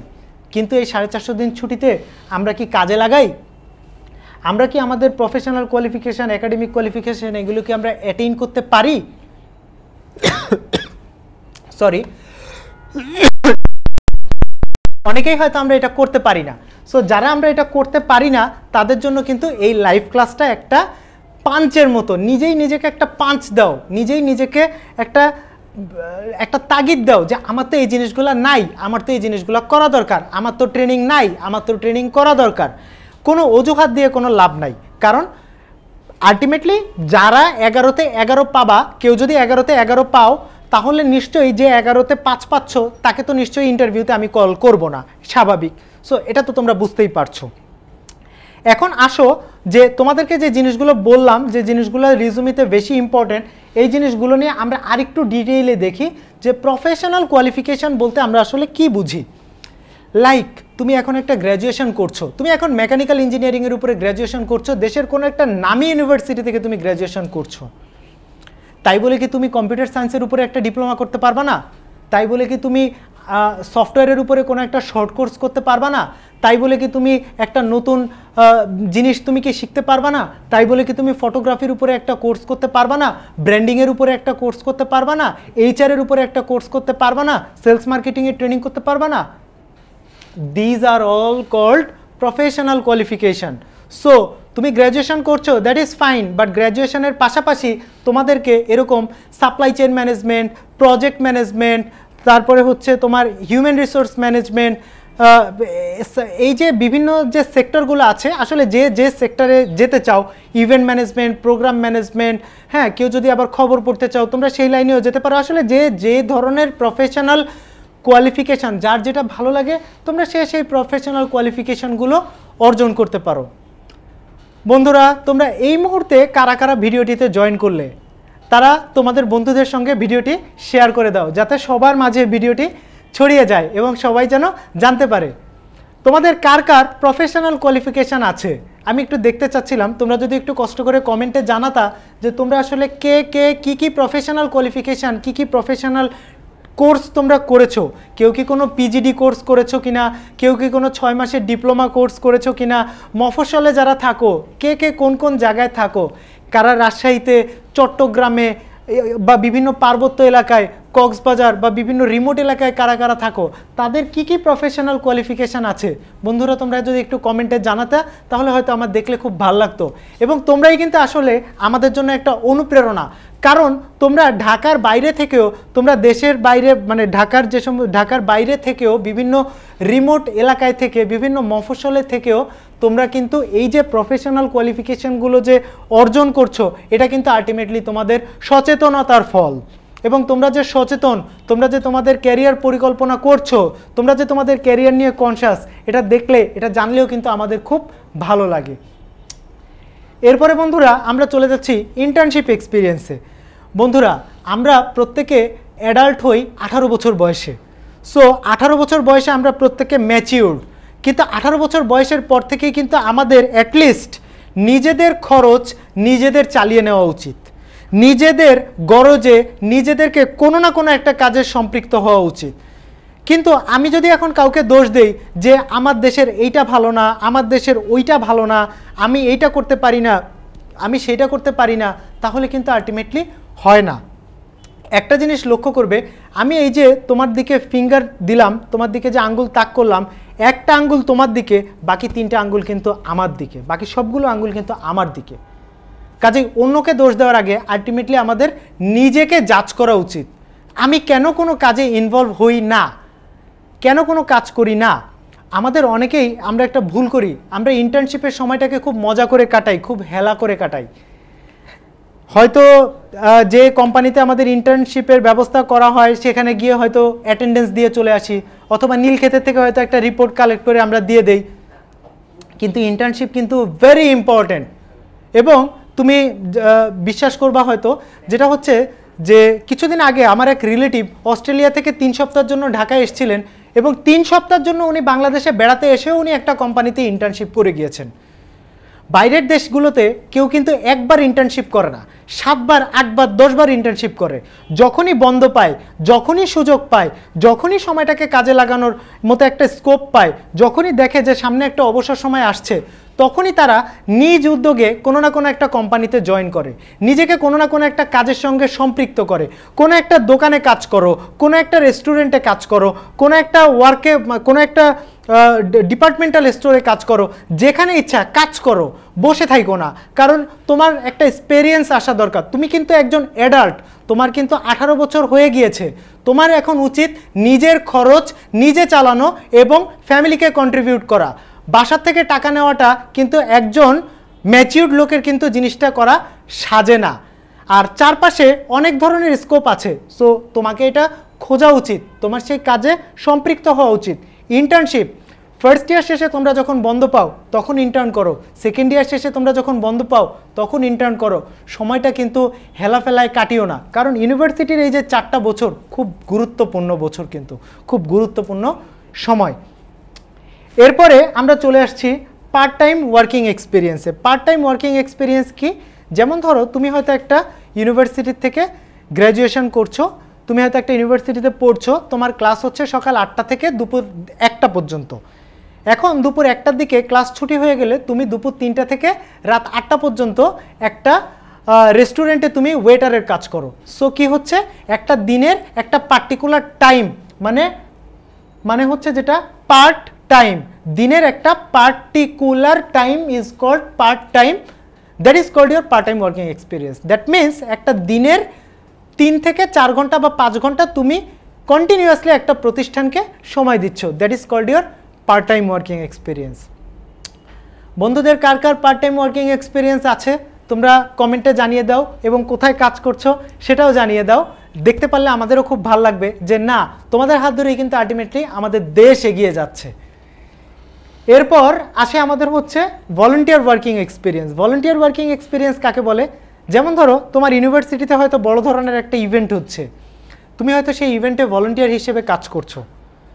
সো ওই কাজটা হচ্ছে তোমার ভলান্টিয়ার হিসেবে কাজ করা। তুমি হয়তো এখন বাণিজ্য মেলা হচ্ছে, সেখানে হয়তো তুমি একটা স্টলে কাজ করছো, that is called your volunteer working experience. এই যে part time working experience, volunteer working experience, this are very important. কেন? তুমি হয়তো মেলায় একটা স্টলে দাঁড়াইছো, তোমাকে এখন একজন ক্লায়েন্ট, একটা হয়তো তুমি একটা স্টলে দাঁড়াইছো, ওই স্টলে হয়তো টেলিভিশন বিক্রি করে। এখন একজন ক্লায়েন্ট আসলো, এসে বলল তোমাদের এখান থেকে তো গত বছর টেলিভিশন কিনে নিয়ে গিয়েছিলাম, কিন্তু টেলিভিশন তো ঠিক মতো চলে না, বিভিন্ন ধরনের সমস্যা দেখা দিচ্ছে। তখন তুমি যে হাসি মুখে ওই ক্লায়েন্টকে বলবা যে স্যার আপনি আমাদের টেলিভিশনটা নেন, কারণ টেলিভিশন আমাদের এখন প্রোডাকশান, কাস্টমার সার্ভিস, প্রত্যেকটা ডিপার্টমেন্ট আরও ইমপ্রুভ করেছে, আমরা আরও প্রোডাক্টিভ হয়েছি, যার কারণে আপনি যদি এখন আমাদের কাছ থেকে এই প্রোডাক্টটা নেন, তাহলে আপনার যে কোনো সমস্যা হলে আমরা কিন্তু উইদিন 24 আওয়ার্স আমরা এখন সলিউশন দিতে পারবো। দেখো তোমার সামনে একজন লোক খুব রাগ অবস্থায় দাঁড়ানো, কিন্তু তার সামনে তুমি হাসি মুখে কথা বলছো, এটা কিন্তু একটা বিশাল বিশাল বিশাল স্কিল। তার সামনে হাসি মুখে কথা বলাটা, এটা কিন্তু একটা বিশাল স্কিল। সো তোমাদের এই স্কিলগুলো অর্জন করাটা কিন্তু খুবই গুরুত্বপূর্ণ। কি কি স্কিল? এগুলোকে বলা হয় সফট স্কিল। এরকম অনেক স্কিল আছে, like communication skill, negotiation skill, decision taking skill, critical situation handling. এই যে স্কিলগুলো, এই স্কিলগুলো আসে কিন্তু তোমার এই part time working experience, volunteer working এক্সপিরিয়েন্সের মাধ্যমে। কাজ অভিজ্ঞতা আনে, বাজে অভিজ্ঞতা একজন মানুষকে অভিজ্ঞ করে তোলে, এবং ওই অভিজ্ঞতাকে কাজে লাগিয়েই সে কিন্তু জীবনে আরও এগিয়ে যাওয়ার উদ্যম পায়। এরপরে আমাদের আছে হচ্ছে এক্সট্রা কারিকুলাম অ্যাক্টিভিটিস এবং co curriculum activities. Extra curriculum মানে কি? এক্সট্রা কারিকুলাম মানে কারিকুলামের বাহিরে এক্সট্রা কে কি কাজ করছো।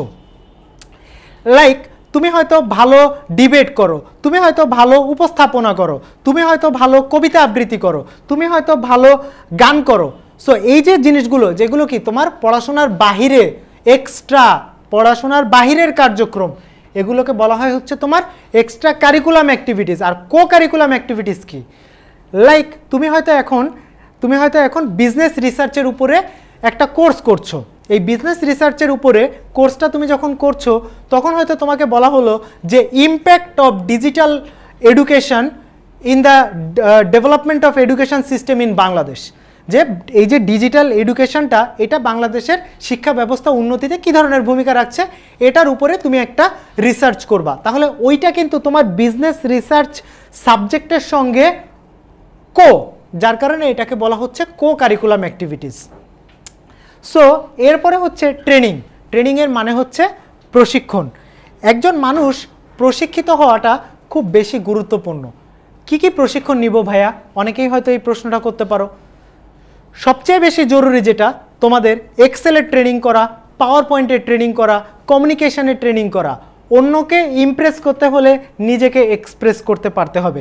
তুমি সারা জীবন যে কাজগুলোই করছো না কেন, এই কাজগুলোকে যদি তুমি সুন্দরভাবে, সাবলীলভাবে প্রকাশ করতে না পারো, তাহলে কিন্তু কাজগুলোর যে আপিলটা ক্রিয়েট করার কথা, এই আপিলটা কিন্তু কাজগুলো ক্রিয়েট করতে পারে না।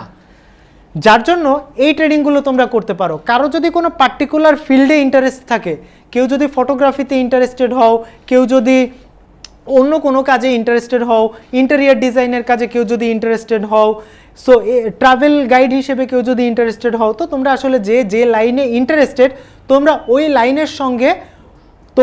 ওই লাইনের সঙ্গে সম্পৃক্ত বিভিন্ন ধরনের প্রশিক্ষণে অংশগ্রহণ করতে পারো। একটা জিনিস মনে রাখবা, জীবনে কিন্তু ডাক্তার, ইঞ্জিনিয়ার বা সরকারি কর্মকর্তা হওয়াটা কিন্তু জীবনের একমাত্র লক্ষ্য না। হওয়ার মতো কিন্তু আরও অনেক ফিল্ড আছে। এক্সপ্লোর করো যে কোন ফিল্ডগুলো এখনও মানুষ কাজ করেনি, সমাজে এখনও পর্যন্ত কি কি সমস্যাগুলো রয়েছে, এই সমস্যাগুলো আইডেন্টিফাই করো, এই সমস্যাগুলো কিভাবে সমাধান করা যায় এটা নিয়ে কাজ করো, এটা নিয়ে প্ল্যান করো, এটা নিয়ে চিন্তা করো। দেখবে তোমার নতুন একটা আইডিয়া হয়তো সমাজে বা দেশে হয়তো 10 মিনিট স্কুলের মতোই একটা রেভুলেশন এনে দিয়েছে। সো এই ট্রেনিংগুলো তোমরা বিভিন্ন ধরনের ট্রেনিংয়ে তোমরা অংশগ্রহণ করবে। এরপরে যেটা হচ্ছে তোমাদের corporate social responsibilities, CSR activities কি। আমি অনেক সংগঠনকেই চিনি যারা বিভিন্ন সময় ব্লাড ডোনেট করো, যারা বিভিন্ন ঈদ বা বিভিন্ন ফেস্টিভে পুয়ার পিপলের জন্য যারা ফান্ড কালেক্ট করো। সো এগুলোকে বলা হয় হচ্ছে সিএসআর অ্যাক্টিভিটিস বা কর্পোরেট সোশ্যাল রেসপন্সিবিলিটিস। তুমি যদি ইউনিভার্সিটিতে পড়াকালীন সময় বিভিন্ন সংগঠনের সঙ্গে সম্পৃক্ত হও, তাহলেই আলটিমেটলি তোমার এই বিভিন্ন সিএসআর অ্যাক্টিভিটিসগুলো তোমার রিজুমিকে আরও ভারী করে তুলবে। লাস্ট যেটা আছে আরেকটা, সেটা হচ্ছে তোমাদের মেম্বারশিপ। সো বিভিন্ন সংগঠনের সঙ্গে সম্পৃক্ত হওয়া, বিভিন্ন ক্লাবের সঙ্গে সম্পৃক্ত হওয়া, বিভিন্ন জায়গার মেম্বার হওয়া, that is also very important. So তুমি কোন কোন জায়গার মেম্বার সেই জিনিসগুলো তুমি কিন্তু তোমার রিজুমিতে উল্লেখ করতে পারো। বন্ধুরা, আমি কিন্তু আস্তে আস্তে তোমাদের এই যে ফ্রেশ গ্র্যাজুয়েট তোমরা যারা, তোমাদের রিজুমি কিভাবে তৈরি করতে হবে এটা আমার তোমাদেরকে বলার যে পোর্শনটা ছিল, আমরা এই জায়গাটার অনেকটা শেষ পর্যায়ে চলে এসেছি। এরপরে আমরা যাব কিভাবে অভিজ্ঞদের রিজুমি তৈরি করতে হয়। যারা এক্সপেরিয়েন্সড তারা তাদের কিভাবে রিজুমি তৈরি করবে। দেখো, যারা এক্সপেরিয়েন্সড আর যারা ফ্রেশার তাদের রিজুমি কিন্তু একরকম না। সো বন্ধুরা, যারা এক্সপেরিয়েন্সড তাদের জন্য আলটিমেটলি রিজুমির টেমপ্লেট হচ্ছে এইটা। সো তোমরা এটার একটা ছবি তুলে রাখতে পারো, তোমরা এটা স্ক্রিনশট নিয়ে রাখতে পারো, তোমরা এটা তোমাদের ফ্রেন্ডদের সঙ্গে শেয়ার করতে পারো, অথবা তোমার যে সমস্ত ফ্রেন্ডরা বা আপনার যে সমস্ত ফ্রেন্ডরা এখন জব করছেন কিন্তু জব চেঞ্জ করতে চাচ্ছেন, তাদেরকে কমেন্টে ট্যাগ করুন।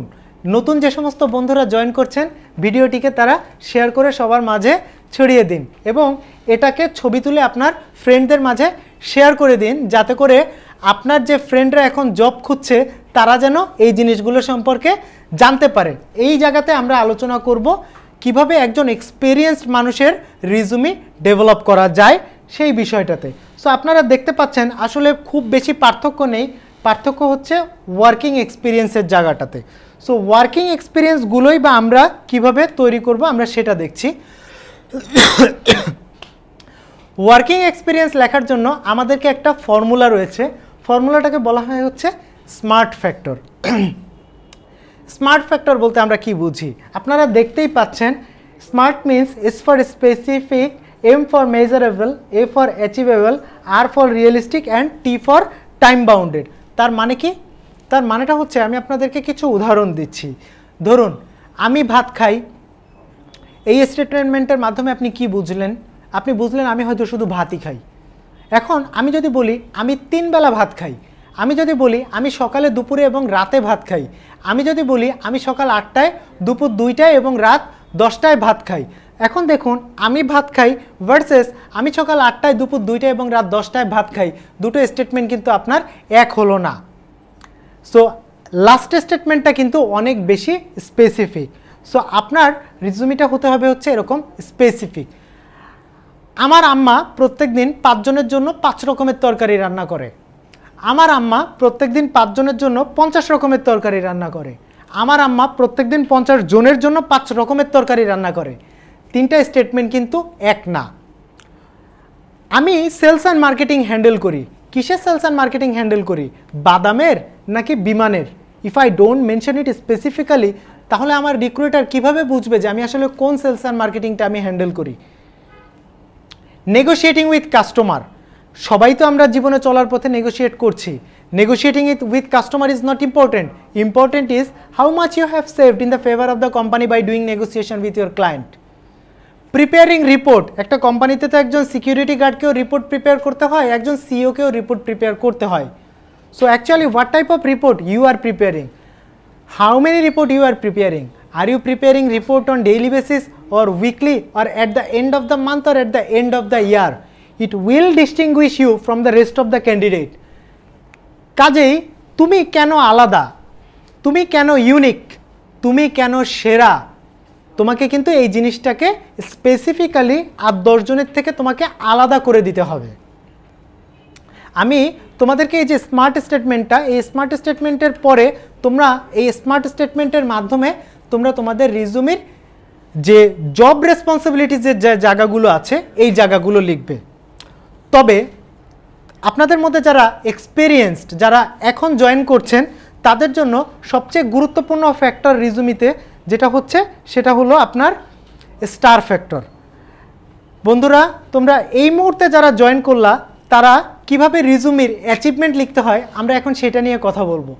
সো কিভাবে অ্যাচিভমেন্ট লিখতে হয় এটা জানার জন্য তোমাদের যে যে ফ্রেন্ডরা আছে তাদের মাঝে ভিডিওটা শেয়ার করে দাও, এবং যারা জব করছেন তারাও কিভাবে অ্যাচিভমেন্ট লিখতে হয় এই নিয়ে যাদের কনফিউশন তারাও তাদের কলিগসদের মাঝে, তাদের পিয়ার্সদের মাঝে ভিডিওটি শেয়ার করে দিন, বন্ধুদেরকে ট্যাগ করে দিন, বিভিন্ন গ্রুপে ভিডিওটি শেয়ার করুন যাতে অন্যরাও জানতে পারে।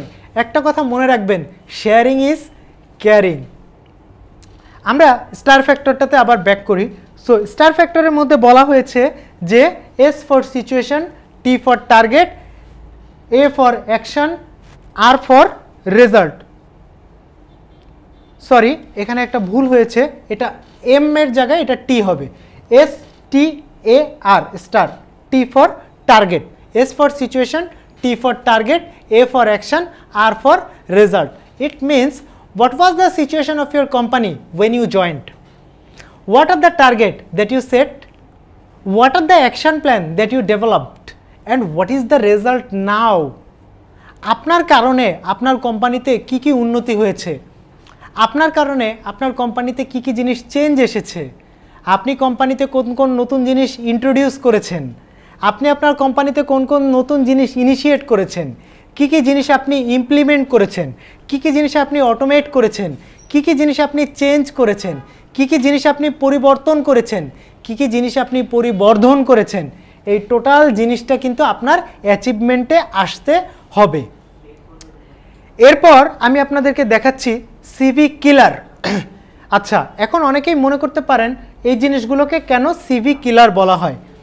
বন্ধুরা, তোমরা যারা এইমাত্র জয়েন করলা তারা এই সিভি কিলারগুলোর একটা ছবি তুলে রাখতে পারো, অথবা এই সিভি কিলারের একটা স্ক্রিনশট নিয়ে তোমার ফ্রেন্ডদের সঙ্গে শেয়ার করতে পারো।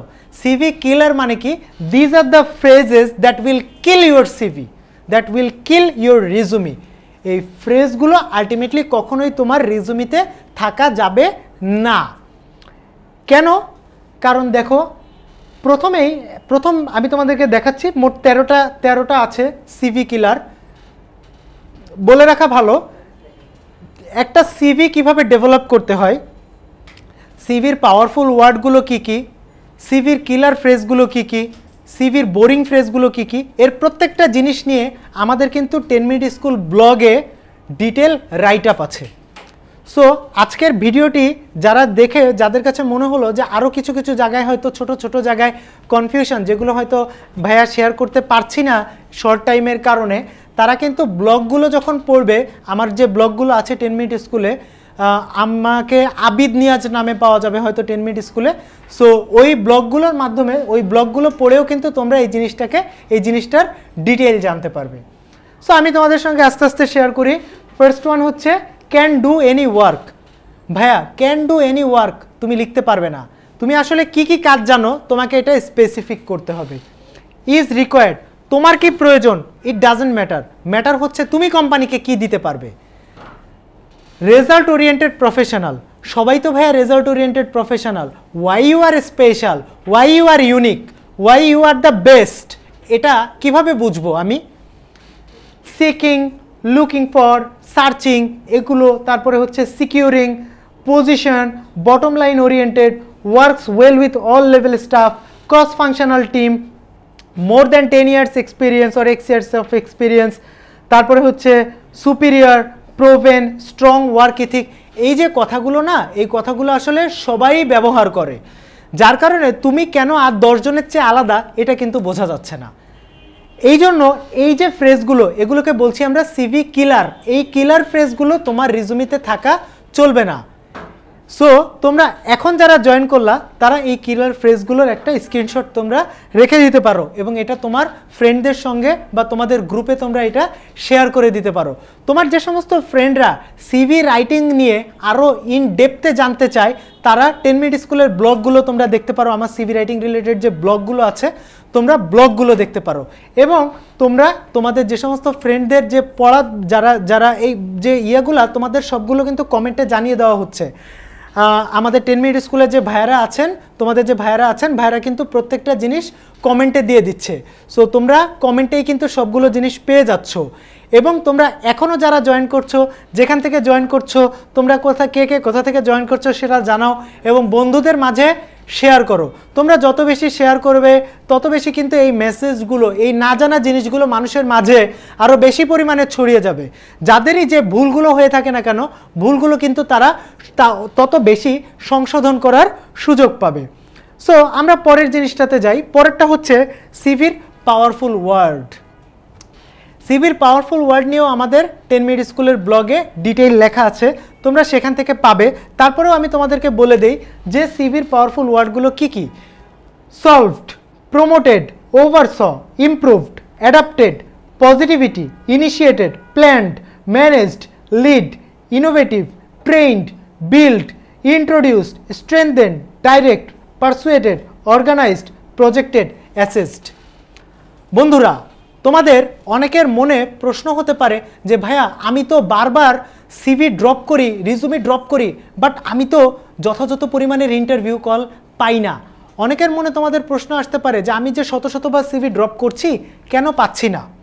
এই সিভি বিভিন্ন কোম্পানিতে তুমি যে বারবার ড্রপ করেও ইন্টারভিউ কল পাও না, এর প্রধান কারণ হচ্ছে তোমার সিভিতে কিওয়ার্ড নাই, তোমার সিভিতে পাওয়ারফুল ওয়ার্ড নাই, অথবা তুমি হয়তো একই ওয়ার্ড সিভিতে বারবার ব্যবহার করে ফেলেছো।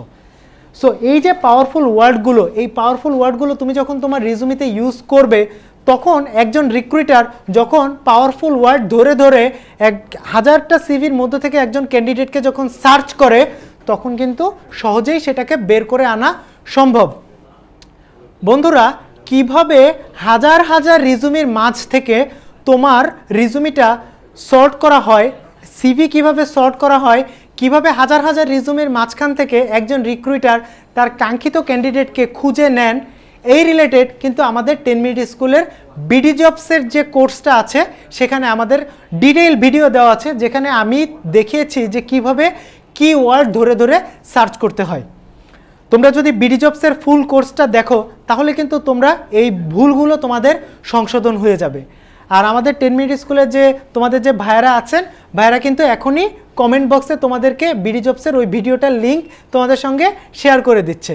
সো ওই ভিডিওটাও তোমরা যখনই দেখবে তোমাদের বন্ধুদের মাঝে জিনিসগুলোকে শেয়ার করে দিবে।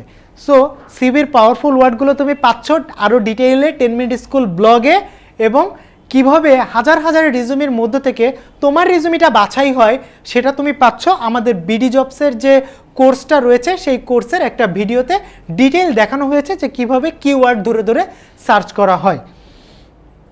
এরপর আমরা দেখাবো তোমাদেরকে রিজুমির ডাল ফ্রেজগুলো কি কি।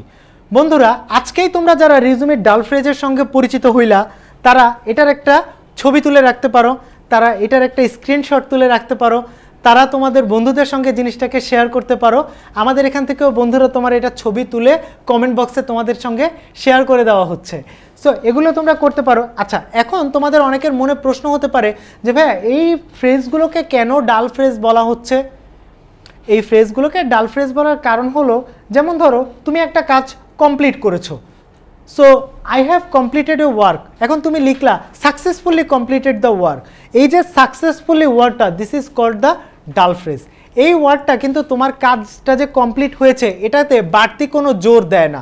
সেরকম তুমি দেখো, আমি একটা কাজ করি, আমি অলওয়েজ কাজটা করি, এটা বলার দরকার নাই। তুমি ভালো, রিয়েলি গুড বলার দরকার নাই।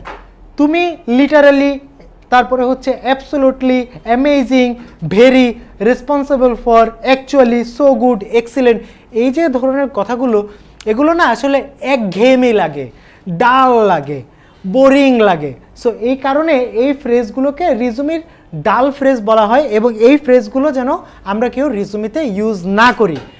রিজুমিতে একই ওয়ার্ডের পুনরাবৃত্তি করবা না। লাইক তুমি একটা হেডিং শুরু করলা রেসপন্সিবল ফর দিয়ে, এবং তুমি 10টা হেডিং দিয়ে গেলা responsible for, responsible for, responsible for, which is very very unprofessional and incorrect. এবং তুমি যখন দেখবা আমাদের বিডিজবসের কোর্সটা তুমি যখন দেখবা, সেখানে বলা হবে যে যে কীভাবে হাজার হাজার রিজুমির মাঝখান থেকে তোমার রিজুমিটা, কীভাবে হাজার হাজার রিজুমির মাঝখান থেকে কীভাবে তোমার রিজুমিটাকে সর্ট করা হচ্ছে এইটা, তখন তুমি দেখবা যে এই যে ওয়ার্ডগুলো, এই ওয়ার্ডগুলো কিন্তু তোমার পাওয়ারফুল ওয়ার্ডের ভিজিবিলিটি কমিয়ে দেয়। বন্ধুরা, আমি হয়তো তোমাদের এই লাইভ ক্লাসটা শেষ হয়ে গেলে, আমি তোমাদের বিভিন্ন প্রশ্নের উত্তর দিব। সো তোমাদের যার যার যে প্রশ্নগুলো আছে, তোমরা তোমাদের প্রশ্নগুলো কমেন্ট বক্সে জানিয়ে দাও। তোমাদের 10 মিনিট স্কুলের যে ভাইয়ারা আছেন, ভাইয়ারা কিন্তু প্রশ্নগুলো কম্পাইল করে আমার কাছে দিচ্ছেন।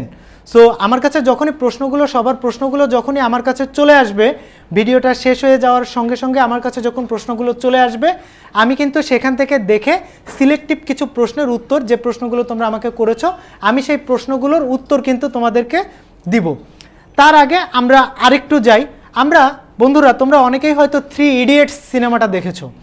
3 ইডিয়েটস সিনেমাতে কি হয়, 3টা ইডিয়েট ফ্রেন্ড থাকে। এরকম রিজুমিতেও আমাদের 3 ইডিয়েটস আছে। সো রিজুমির সেই 3 ইডিয়েটসগুলো কারা কারা? রিজুমির সেই 3 ইডিয়েটস হচ্ছে আই, মি, মাইসেলফ।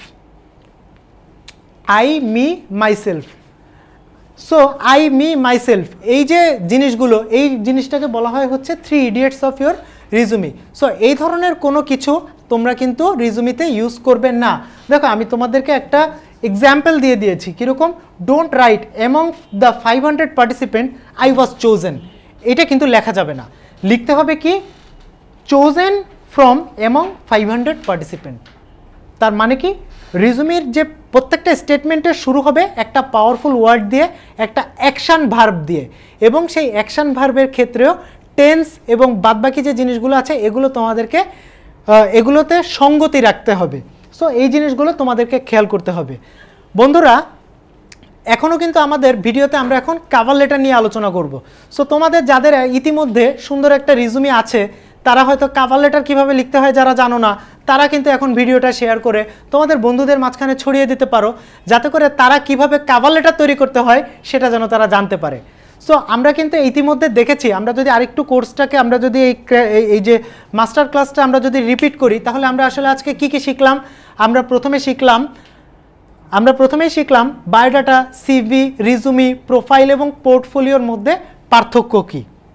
এরপরে আমরা শিখলাম একটা সিভির কন্টেন্টগুলো কী কী, একটা রিজুমির কন্টেন্টগুলো কী কী। রিজুমির কন্টেন্টগুলো ডেভেলপ করতে গিয়ে আমরা দেখলাম এক্সপেরিয়েন্সড মানুষের রিজুমিগুলো কীরকম হয়, আর ফ্রেশ গ্র্যাজুয়েটদের ক্ষেত্রে রিজুমিগুলো কীরকম হয়। আমরা আমাদের ভুলগুলো সম্পর্কে জানতে পারলাম, রিজুমিতে কোন কোন কন্টেন্টগুলো আমাদের আরও জরুরি, সেগুলো সম্পর্কে আমি জানতে পারলাম। এরপরে আমরা দেখলাম যে একজন ফ্রেশ গ্র্যাজুয়েটের রিজুমি কিভাবে তৈরি করতে হয়। প্রত্যেকটা স্টেপ নিয়ে আমরা আলোচনা করেছি কিভাবে একজন এক্সপিরিয়েন্সড মানুষের রিজুমি লিখতে হয়। আমরা আলোচনা করেছি কিভাবে স্মার্ট ফ্যাক্টরকে কাজে লাগিয়ে রিজুমির প্রত্যেকটা স্টেটমেন্ট স্মার্ট করতে হয়, কিভাবে স্টার ফ্যাক্টরকে কাজে লাগিয়ে অ্যাচিভমেন্টগুলোকে লিখতে হয়।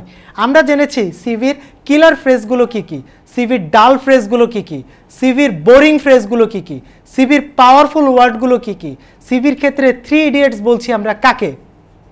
সো আমরা কিন্তু এই জিনিসগুলো, এই পুরো মাস্টার ক্লাসটাতে কিন্তু আমরা এই জিনিসগুলো জেনেছি। কাজেই তোমরা যদি কেউ তোমাদের অন্য কোনো আর্জেন্ট কাজে যাওয়ার কারণে মাস্টার ক্লাসটি মিস করে থাকো, তাহলে তোমরা এখনই ভিডিওটি শেয়ার করে দাও। শেয়ার করে দেওয়ার মাধ্যমে তোমরা যখনই পরবর্তীতে ফ্রি টাইম পাবে, যখনই তোমরা অবসর সময় পাবে, তোমাদের ওয়ালে কিন্তু ভিডিওটি রয়ে যাবে, এবং তখন তোমরা এই ভিডিওটি দেখে তোমরা আবারও বারবার আমার এই কথাগুলো শুনে বারবার রিপিট করে তোমরা কিন্তু সুন্দর একটা তোমাদের রিজুমি তৈরি করতে পারবে। রিজুমি কিভাবে তৈরি করতে হয় এবং ডাল ফ্রেজ, বোরিং ফ্রেজ, কিলার ফ্রেজের প্রত্যেকটা জিনিস নিয়ে আমাদের কিন্তু ব্লগে কিন্তু আমরা আরও ডিটেইল আমরা এইগুলো নিয়ে আমাদের ব্লগে আরও ডিটেইল আলোচনা করেছি।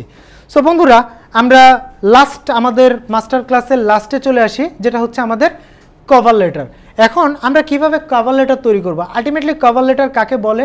কভার লেটারের সন্ধি, কভার লেটার ভাঙলে আমরা পাবো কি? Cover plus letter. তার মানে যে লেটারের সব দিক কভার করে তাকেই আসলে কভার লেটার বলে। এখন চাকরি পাওয়ার ক্ষেত্রে যাবতীয় দিক বলতে আমরা আসলে কি বুঝি? আপনি দেখেন কোথা থেকে আপনি চাকরিটির খোঁজ পেয়েছেন। বন্ধুরা, তোমরা যারা এইটার একটা স্ক্রিনশট রেখে দিতে চাও, তারা কিন্তু এটার একটা স্ক্রিনশট নিয়ে তোমরা কমেন্ট বক্সে তোমার বন্ধুদের সঙ্গে শেয়ার করতে পারো। তোমরা এটা ছবি তুলে রাখতে পারো এবং এটা তোমরা কমেন্টে শেয়ার করে দিতে পারো, যাতে করে অন্যরাও কিভাবে কভার লেটার লিখতে হয় সেই সম্পর্কে যেন আইডিয়া পায়। সো কোথা থেকে তুমি চাকরিটির খোঁজ পেয়েছো? তোমার নিজেকে পরিচিত করাও, দুই একটা বাক্যের মাধ্যমে নিজেকে পরিচিত করাও। তুমি যে পদের জন্য আবেদন করছো ওই পদের সঙ্গে যে কাজগুলোর কথা লেখা আছে সেই কাজগুলোর সঙ্গে তোমার বর্তমান কাজের যোগসূত্রিতা স্থাপন করো। তোমার শিক্ষাগত দিক এবং ট্রেনিং থাকলে উল্লেখ করো। তুমি কেন সেরা, কেন অন্য কেউ না? এই পদের জন্য নিজেকে তুমি কেন সেরা বলে মনে করো? ওয়াই ইউ থিঙ্ক যে you are the best candidate for the post? এই প্রশ্নটার উত্তর দাও, সুন্দর সাবলীল ভাষায় উত্তর দাও। লাস্টে তোমাকে ডাকলে যে তুমি আসবা এরকম একটা পজিটিভ কমেন্ট, তোমাকে একটা লাস্টে একটা পজিটিভ সেন্টেন্স তোমাকে লিখতে হবে। সুতরাং আপনার তথ্যসূত্র, আপনার পরিচয়, আপনার পারফরমেন্স, আপনার লেখাপড়া, আপনার পটেনশিয়ালিটি, আপনার অ্যাভেলেবিলিটি সব কিছু মিলে হচ্ছে আপনার কভার লেটার। সো একটা রিজুমি তুমি যখন বিভিন্ন কোম্পানিতে পাঠাবে তখন তোমাকে প্রথমে অ্যাটাচ করবে হচ্ছে কভার লেটার এবং তারপরে হচ্ছে তুমি তোমার রিজুমিটা অ্যাটাচ করবে একসঙ্গে স্ট্যাপল করে অথবা একসঙ্গে পিডিএফ ফাইল বানিয়ে তুমি বিভিন্ন কোম্পানিতে তুমি তোমার রিজুমিটাকে পাঠাবে। সো আলটিমেটলি আমরা মাস্টার ক্লাসের একেবারেই শেষ পর্যায়ে চলে এসেছি।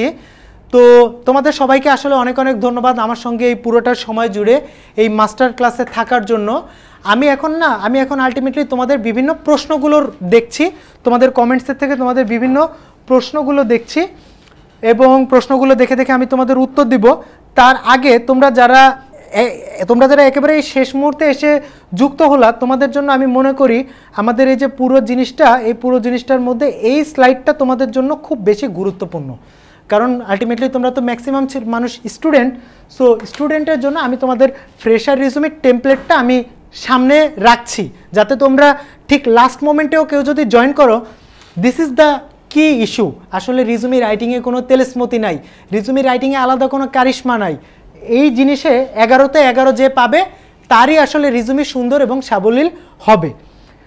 সো বন্ধুরা, আমি তোমাদের বিভিন্ন প্রশ্নগুলোর উত্তর দিচ্ছি। আমার কাছে এখন বিভিন্ন প্রশ্নগুলো চলে এসেছে। তোমরা যদি এই জিনিসটা চাও তোমরা স্ক্রিনশট রেখে দিতে পারো এবং এই জিনিসগুলো নিয়ে বা টোটাল জিনিসগুলো নিয়ে আমাদের কিন্তু ব্লগ আছে এবং আমরা 10 মিনিট স্কুলে আরও নতুন কিছু কোর্স নিয়ে আসছি। কিভাবে সিভি তৈরি করা যায়, কিভাবে কভার লেটার তৈরি করা যায়, কিভাবে বেশি বেশি ইন্টারভিউ কল পাওয়া যায়, কিভাবে ইন্টারভিউ উইন করা যায়, এই প্রত্যেকটা জিনিস নিয়ে আমাদের আলাদা কোর্স আসবে। এই কোর্সগুলো আমি করাচ্ছি এবং এর সঙ্গে সঙ্গে লিঙ্কডইন এবং বিডিজবস নিয়ে কিন্তু আমাদের অলরেডি কোর্সের লিঙ্ক কিন্তু তোমাদের কমেন্ট বক্সে তোমাদের 10 মিনিট স্কুলের ভাইয়েরা কিন্তু অলরেডি শেয়ার করে দিয়েছেন। সো আমি তোমাদের প্রশ্নগুলো দেখছি। তোমাদের মধ্যে দু একজন জানতে চেয়েছো সিভি এবং রিজুমির পার্থক্যটা যদি ভাইয়া আরেকটু ডিটেইল বলছেন। বন্ধুরা, আমি আবারও তোমাদেরকে সিভি এবং রিজুমির পার্থক্যটা আবারও বলছি, আরেকটু ডিটেইলে বলছি। তোমরা যারা মিস করেছিলে বা যারা তখনও বুঝতে পারোনি তারা এখান থেকে আবার শুনে নাও এবং বন্ধুদের সঙ্গে যারা এখন জয়েন করলে শেয়ার করে নাও। CV is always use for academic purpose. একটা একাডেমিক জায়গা থেকে বন্ধুরা আরেকটা একাডেমিক জায়গায় যাওয়ার জন্য তোমার হচ্ছে একটা সিভি লাগে। তুমি গ্র্যাজুয়েশন কমপ্লিট করছো, এখন তুমি মাস্টার্স করবা, তুমি মাস্টার্স কমপ্লিট করছো, এখন তুমি পিএইচডি করবা। তোমার বন্ধুরা তোমার যে ডকুমেন্টটা তোমার প্রফেসরের কাছে প্লেস করতে হবে ওই ডকুমেন্টটাকে বলা হয় হচ্ছে সিভি এবং সিভির সঙ্গে সাপোর্টিভ তোমাকে দিতে হয় এসওপি। এসওপি মানে স্ট্যান্ডার্ড অপারেটিং প্রসিডিওর না, এসওপি মানে হচ্ছে স্টেটমেন্ট অফ পারপাস। তুমি কেন ওই ইউনিভার্সিটিতে, ওই দেশে, ওই প্রফেসরের কাছে ওই সাবজেক্টের উপরে হায়ার স্টাডিজ করতে যেতে চাচ্ছ। সো এটা হচ্ছে তোমার সিভি। আর রিজুমি, সো রিজুমি কি, রিজুমি হচ্ছে তোমার জব পারপাসে তুমি যে ডকুমেন্টটা তৈরি করবা সেটাকে বলা হয় হচ্ছে তোমার রিজুমি। রিজুমির আলটিমেট টার্গেট হচ্ছে একজন এমপ্লয়ার বা একজন রিক্রুইটার। সিভির আলটিমেট টার্গেট হচ্ছে প্রফেসর। সো প্রফেসরকে কী কী জিনিস দিতে হবে, তোমার একাডেমিক রেজাল্ট, তুমি কোন কোন সাবজেক্টে পড়েছো, তুমি কী কী প্রজেক্ট করেছো, থিসিস করেছো, তোমার কোনো জার্নাল পেপার আছে কিনা, পাবলিকেশন আছে কিনা। আচ্ছা বন্ধুরা, তোমাদেরকে আমি আবার একটু দেখো বন্ধুরা, আমি তোমাদের সঙ্গে এই দেখো, এইটা হচ্ছে তোমাদের সিভির টেমপ্লেট ছিল। সো এটা হচ্ছে সিভির টেমপ্লেট। তোমরা এখনও যারা জয়েন করছো সিভির টেমপ্লেটটা তোমরা সেভ করে রাখো। আর এইটা হচ্ছে দেখো রিজুমির টেমপ্লেট। সো তোমরা দেখতে পাচ্ছ যে সিভির টেমপ্লেট আর রিজুমির টেমপ্লেট সম্পূর্ণ আলাদা, একটার সঙ্গে আরেকটার কিন্তু কোনো মিল নাই। সো পার্থক্যটা আলটিমেটলি এই জায়গাতেই। একটা জায়গায় তুমি যখন অ্যাপ্লাই করবা জবের জন্য, তখন তোমার ইম্পর্টেন্ট হচ্ছে professional qualification, academic qualification, internship experience, part time experience, volunteer experience, extra curriculum work, co curriculum work, these are the things.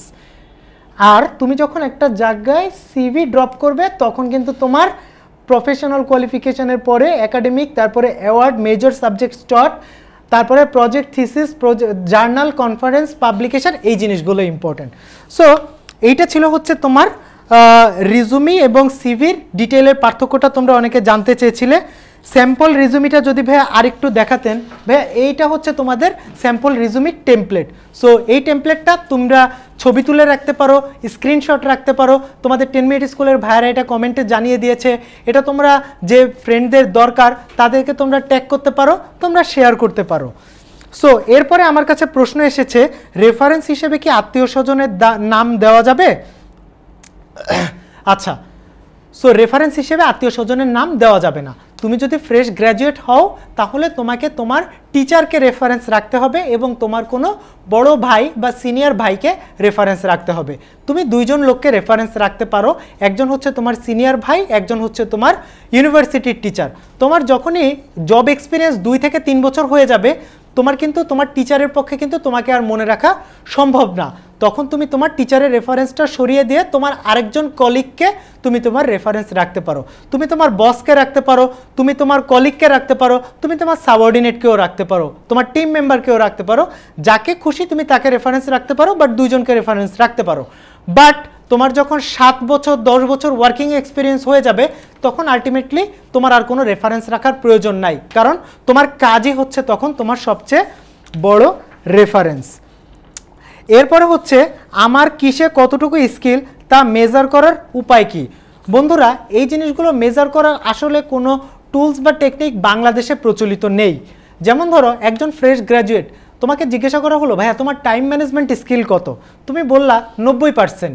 But এই টাইম ম্যানেজমেন্ট স্কিল যে তোমার 90%, এইটা মেজার করার কিন্তু আলটিমেটলি আমি কোনো প্যারামিটার কিন্তু আমাদের দেশে নেই।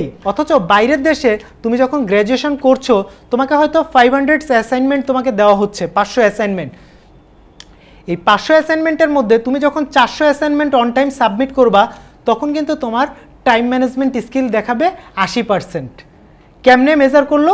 ওই যে তুমি 500 অ্যাসাইনমেন্টের মধ্যে 400 অ্যাসাইনমেন্ট অন টাইম দিছো, তোমার প্রফেসররাই কিন্তু মেজার করছে তোমার টিমে কতগুলো প্রজেক্টে বা কতগুলো অ্যাসাইনমেন্টে তুমি টিমে কাজ করেছো, কতগুলো অ্যাসাইনমেন্টে তুমি টিমে লিড করেছো, তোমার ক্রিটিক্যাল থিঙ্কিং কত, ক্রিয়েটিভিটি কত, এগুলো বাইরের দেশে তারা মেজার করে দেয়। এবং মেজার করে দেওয়ার পরে তারা বিভিন্ন HR কনসালটেন্ট অথবা প্রফেশনাল রাইটারকে দিয়ে তারা রিজুমি ডেভেলপ করায়। এখন আমাদের দেশে এই ধরনের কোনো স্পেসিফিক টুলস নাই। তারপরেও তোমরা কেউ যদি চাও তোমরা সাইকোমেট্রিক টেস্ট দিতে পারো। টেস্টটার নাম হচ্ছে সাইকোমেট্রিক টেস্ট। সাইকোমেট্রিক টেস্ট, এই টেস্টটার মাধ্যমে তোমরা একটা নাম্বার পাবা, নাম্বারটাকে বলা হয় হচ্ছে MBTI number. So MBTI number সম্পর্কেও তোমরা আমার BD জবসের যে কোর্সটা আছে ওই কোর্সটা তোমরা যখন দেখবা ওইটাতে MBTI নাম্বার সম্পর্কে ডিটেইল দেওয়া আছে এবং কিভাবে ওই টেস্টটা দিতে হয় তোমরা ওখান থেকে জানতে পারবা। সো আমাদের দেশে যেমন ধরো তুমি ইংলিশের স্কিল দিলা, যে তোমার স্কিল হচ্ছে IELTS-এ তুমি 6 পাইছো, এই 6 পাওয়ার মাধ্যমে কিন্তু আমরা বুঝি যে তুমি 9 স্কোরের মধ্যে তোমার একটা সার্টেইন স্কেল আছে বলে তুমি 6 পাইছো, তোমার একটা সার্টেইন স্কিল আছে বলে তুমি 7 পেয়েছো। কিন্তু আন্দাজে তুমি যদি মানে 10-এ 10, 10-এ 9 অথবা 80%, 75%, 90% এরকম দিয়ে দাও তাহলে কিন্তু আলটিমেটলি কেউ আমরা বুঝতে পারবো না। সো এই হচ্ছে গিয়ে আলটিমেটলি তোমার মেজার করার টুলস অ্যান্ড টেকনিক্স। সো মোদ্দা কথা হচ্ছে আমাদের দেশে এরকম তেমন কোনো টুলস অ্যান্ড টেকনিক্স নাই, global tools and techniques. So আমরা এখন চেষ্টা করছি যাতে করে আমাদের যারা টপ পজিশনে আছে, যারা সিনিয়র পজিশনে আছেন, তাদেরকে ধীরে ধীরে যেন আমরা ইনফোগ্রাফিক রিজুমিতে কনভার্ট করতে পারি, কারণ এতে করে আমাদের পেপারও বেঁচে যাবে এবং আমরা আসলে গ্রিন সলিউশনের দিকে ছুটছি। এরপরে সব অ্যাচিভমেন্ট কি রিজুমিতে দেওয়া যাবে? সো এই প্রশ্নটা অনেক বন্ধু করেছো যে সব অ্যাচিভমেন্ট কি রিজুমিতে দেওয়া যাবে কি না। বন্ধুরা, তোমাকে বুঝতে হবে যে তুমি আসলে কোন পারপাসে তোমার রিজুমিটা তৈরি করেছো, কাকে তুমি তোমার রিজুমিটা দিচ্ছ। বন্ধুরা, তুমি যদি এখন একটা কোম্পানিতে অ্যাপ্লাই করছো যেখানে তুমি কানের চিকিৎসা দিবা, সেখানে তুমি যদি গলার চিকিৎসার উপরে তোমার কোনো অ্যাচিভমেন্ট তুমি যদি দিয়ে রাখো, ওইটা কিন্তু তোমার কানের চিকিৎসায় কোনো পার্টিকুলার ভ্যালু অ্যাড করবে না। কাজেই তোমার কোন অ্যাচিভমেন্টটা তোমার নেক্সট জবের জন্য যেখানে তুমি আবেদন করছো ওইখানে তোমার ভ্যালু অ্যাড করবে, এইটা তোমাকে বুঝতে হবে এবং ওই অনুযায়ী তোমাকে তোমার রিজুমি তৈরি করতে হবে। সো ওই অনুযায়ী তোমাকে ওই অ্যাচিভমেন্টগুলো তোমাকে তোমার রিজুমিতে দিতে হবে। বন্ধুরা, তোমাদের সঙ্গে অনেকটা সময় কাটলো, আমার খুব চমৎকার কেটেছে, জানি না তোমাদের কেমন লেগেছে, আশা করি নিশ্চয়ই ভালো লেগেছে। তোমরা তোমাদের বন্ধুদের সঙ্গে ভিডিওটি শেয়ার করো। আর হচ্ছে তোমাদের আর যার যে প্রশ্নগুলো আছে প্রশ্নগুলো তোমরা করে রাখো, আমরা ফ্রি টাইমে তোমাদের প্রত্যেকটা প্রশ্নের উত্তর দিব। সামনে গিয়ে আমরা তোমাদের সঙ্গে আরও কিছু কোর্স নিয়ে আসবো, যেটার মাধ্যমে কিভাবে বেশি বেশি ইন্টারভিউ কল পাওয়া যায়, কিভাবে ইন্টারভিউ দিতে হয়, কমন ইন্টারভিউ কোয়েশ্চেনগুলো কিভাবে অ্যান্সার করতে হয়, এই জিনিসগুলো থাকবে। তোমাদের সবার সুস্বাস্থ্য মঙ্গল কামনা করছি। তোমরা সবাই 10 মিনিট স্কুলের সঙ্গে থাকবে, আমাদের সঙ্গে থাকবে। তোমাদের সবাইকে অনেক অনেক ধন্যবাদ। Thank you.